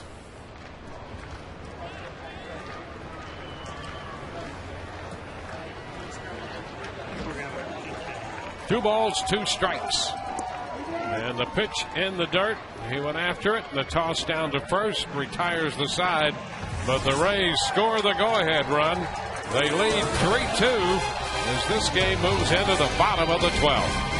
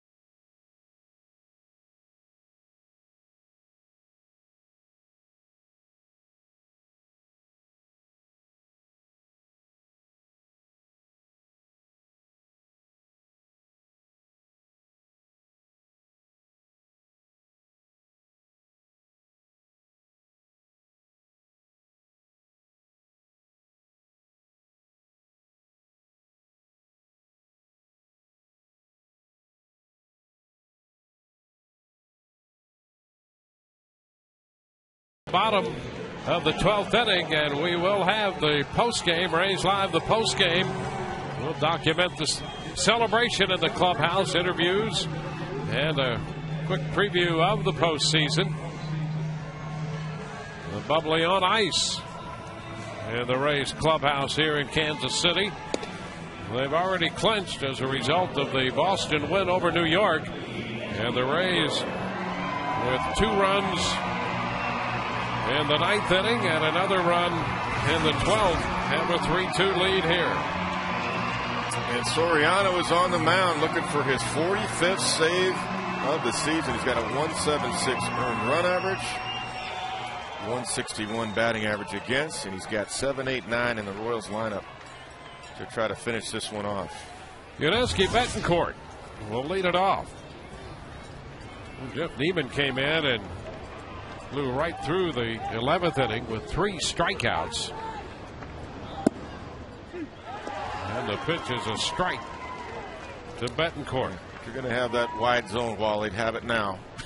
That first pitch was a slider that Rafael got the call on.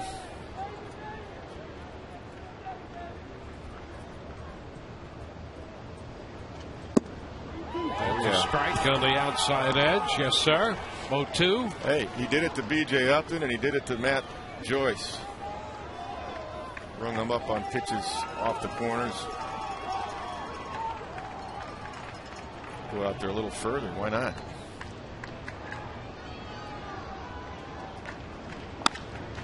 And a little soft liner caught by Zobrist. That'll be the first out here in the bottom of the 12th. Well, the Rays trying to make it an even 10 in extra inning wins. They're 9-5 in extra innings so far.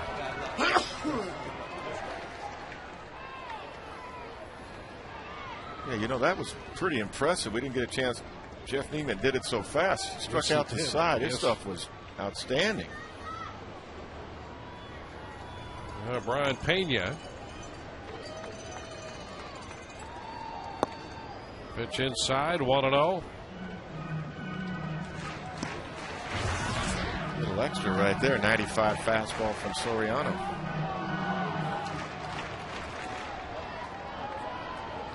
Well, the Rays used 8 pitchers last night and 8 pitchers in this game with Soriano in there.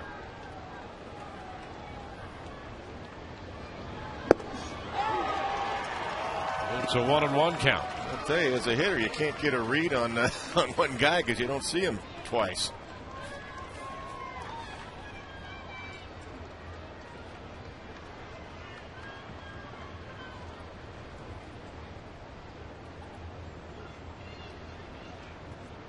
Soriano's delivery down and in, 2-1.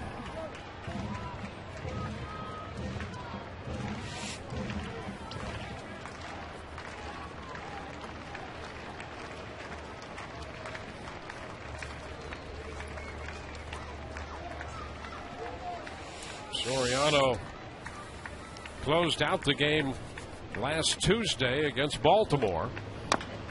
And a tap foul. Count squares at 2-2. Yeah, Rafael needed to pitch either way. So this becomes a perfect situation because closers like to pitch in a safe situation. They don't just like to get an inning of work in a non-safe situation.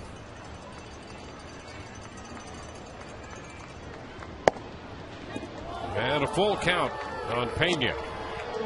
3 balls, 2 strikes. He worked 1 inning to close that one out and picked up a couple strikeouts. That was that 5-0 win when David Price worked 8 shutout innings.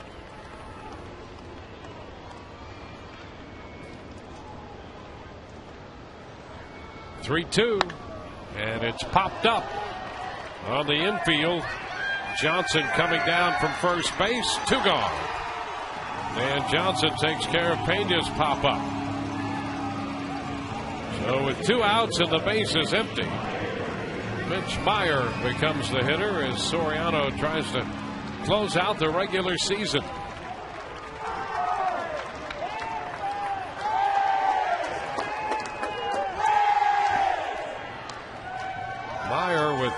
2 of the 5 Kansas City hits. He singled in the 3rd and singled in the 5th, both coming off Wade Davis, who pitched 7 very good innings. And this is 29th start of the year. And Meyer fouls it out of play. Davis was followed to the mound by Choate, Wheeler, Cormier, Benoit, Qualls, Neiman, and Soriano. And right now, Neiman is the pitcher of record for the Rays. Hughes for Kansas City. And every one of those pitchers you named did their job. They pitched great. Really sharp stuff today for everybody, which is great news heading into the postseason on Wednesday. 1-1 the count. Fastball missed away. There's Jeff Neiman.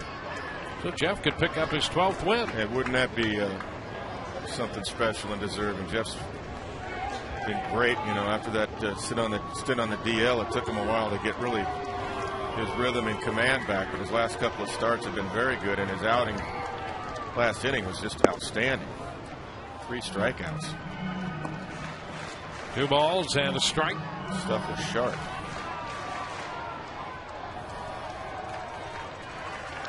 David Price. He initially got the news in the dugout about the Boston win over New York and let his teammates know what had happened at Fenway.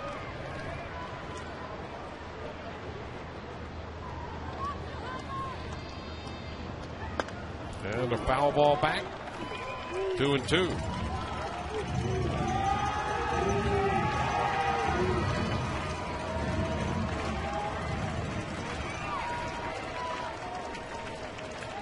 A pretty good contingent of Rays fans here.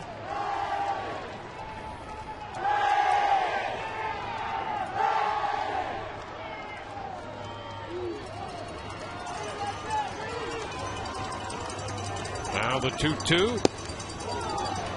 Full count off the mitt of Shopping. Raphael, I think, completely overthrew that one. He was going to try to blow him away. It's a 95 fastball.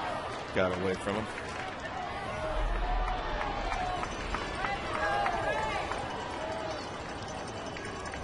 Throw one of those nice fastballs off the outside corner. Maybe Wally Bell will give the Rays the call this time.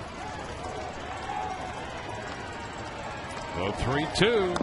And a little tap foul, so he'll have to make at least one more pitch.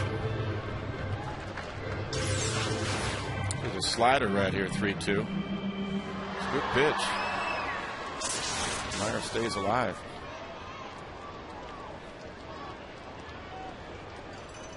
Just that the zone's so wide right now. If he could make a nice pitch about 2 inches off the outside corner, he'd get the call. And it's down and in for ball 4. So Soriano walks Mitch Meyer, who's on base for the 3rd time. Yeah, they kept trying to go in on Meyer, and this one was way in, not even close. And of course, Meyer will steal a base. And Ned Yost isn't going to give up, go down easy. Oh, we're going to see Blanco. Gregor Blanco is going to come off the bench to pinch hit for Dyson. Yeah, that tells you what Ned Yost is thinking. I mean, there's Dyson, who's could be their starting center fielder next year. Young guy, but he's figuring the better hitter, more veteran hitter, and he wants at the plate.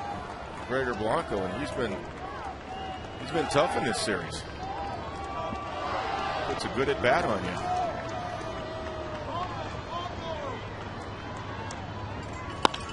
And a foul ball. He comes out swinging. I tell you, he's been impressive in this series against the Rays. Sure has. He's had a couple of bunt hits, but he's looking for a double here. Well, he jumped on that first pitch.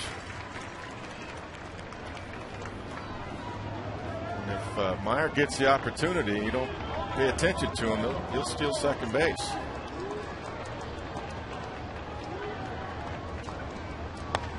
And the pitch is fouled straight back. Wow. He's off the bench swinging. 0-2 now. Davey Martinez you saw giving instructions over there to Dan Johnson on how far to get off the bag at first base, which is not too far because you don't want to double bounce off the bag. Don't get off too far. You don't want getting over the bag there. And a liner up the right side. That's a fair ball. Joyce will have to go get it. Meyer rounds third, and they stop him there on a double by Blanco. And now the Kansas City Royals have a major threat with 2 outs. Well, that's a manager's move right there by Ned Yost, saying, I want to win the game. Let the young guy Dyson learn next year. And Joyce closed fast. This is a nice job by Matt. If you thought with the speed of Meyer, he might try to score. He was thinking about it, but Matt Joyce closed quickly to save it. So Blanco with a pinch hit, 2-base hit. Mike Aviles will be the hitter. You know, and with the speed of Blanco at second, it's pretty much, you better get Aviles. If it's a base hit, the game's over. 2 outs. The base runners leave on contact, so a little extra break there too. So this is it. Aviles singled in the 8th. He walked in the 3rd. And he fouls the first pitch back. Strike 1. Aviles is one of those guys too that tries to shoot that ball to right field. Now you got to take the single away. You got to play shallow in the outfield. Take the base hit away. Take those little bloopers away.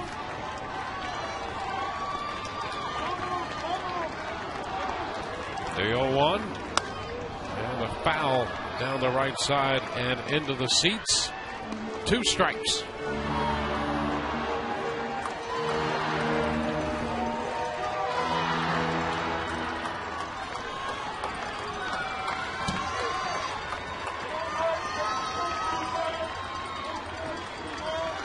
Soriano got the first 2, walked Meyer. Blanco doubled. 2 strikes to Aviles.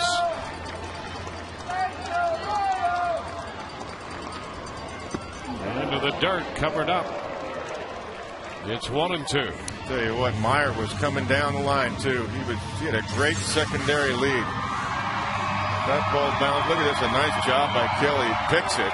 Almost got through the wickets. Meyer was breaking. He was breaking to score. A ball, 2 strikes.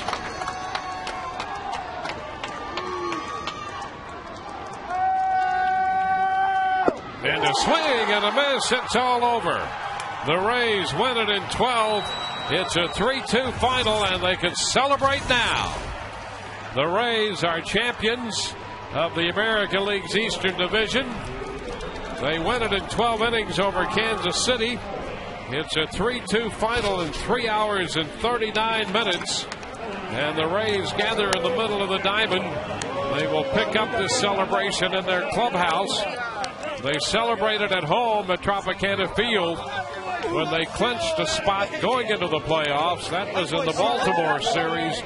And they will celebrate on the road here in Kansas City following a victory over the Kansas City Royals. And that, along with a New York loss to the Red Sox at Fenway Park. And the Rays have emerged as American League East champions here in 2010. And out of all of this extra inning affair, the win will go to Jeff Neiman, his 12th win of the year. He is 12-8, and it will give the Rays 5 pitchers with at least 12 wins. Here's the final out. A swing and a miss, and another save for Soriano, his 45th of the year. Yeah, fastball up in the zone, but a strike nonetheless, right by Aviles.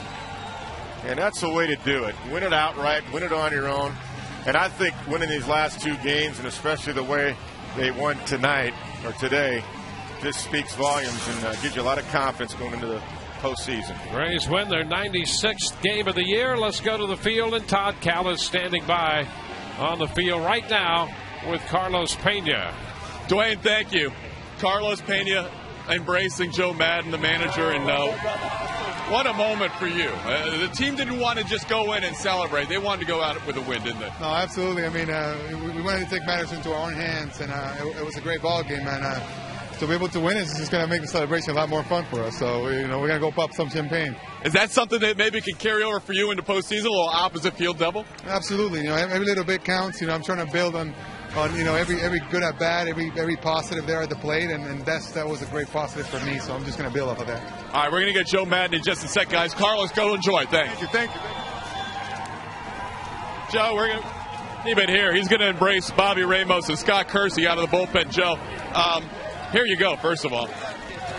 There, I think you got to replace the hat, too. There you go. Put it on your playoff hat. Joe, what a crazy day. Was there a little bit of tension taken off when you're watching that Red Sox-Yankees score, or were you just totally engaged in this? It was engaged in this game. A little bit of tension was taken off, but we wanted to win this game. How about that? Extra innings on the road, knowing you really don't have to win the game, speaks volumes for our players. What about the guys that got it done, too? Carlos Pena, Rocco Baldelli, Jeff Neiman ends up with a win out of the bullpen. Newman threw the ball great coming out of the pen, and Rocco, bullet to left field, and he steals the bag. And that's why we score on that play. Carlos come up big. Carlos has been grinding it out, trying to get everything back to normal, and obviously that was a huge hit right there. I know it's so soon right afterwards, but can you put in perspective what it means to win the AL East 2 out of 3 years? Perspective-wise, just thinking about where we had come from, the way the organization began, 15 years ago, whatever it's been, and then we've been here since 2006, and 100 losses. Then finally we get to the World Series in 2008, and then you win another American League East championship this year. I think it's the most difficult of all to win in all professional sports. It's kind of nice. I know you always talk about extra inning wins on the road. You started that from 5 years ago, and kind of fitting, huh? Yeah, when you do that, it really speaks again to the character of your team. You got to get 3 more outs. Get back to your at-bats. You got to score. Then your closer has got to sit around all day long to get it done, which Rafael did. 45 now. Yeah. I love the concept of winning extra innings on the road. I think it speaks a lot about your team. A lot of champagne waiting for you. We'll let you go. Before we let you go, though, look tell the fans back home what's going on. St. Pete Clearwater Airport, right? The place to be tonight? Absolutely. I don't even know what time we're going to get. We'll let them know. We'll come on out there, meet the boys. We love when you support us. It'll be a lot of fun. Come on out. All right, Joe. Congratulations. Thank you, brother. Joe Madden, guys, back to you. All right, Todd, the Rays are winners here. It's a 3-2 final in 12. Soriano tied the bow on it. A victory for Neiman, the Rays' 96th win of the year, and they are 2010 American League Eastern Division champions. Rays Live, the postgame comes up in just a few moments. For Kevin Kennedy and Todd Callis, Dwayne Stats, great to have you with us. You've been a great audience all year, and we certainly appreciate your loyalty. We have more from Kansas City on Rays Live, the postgame.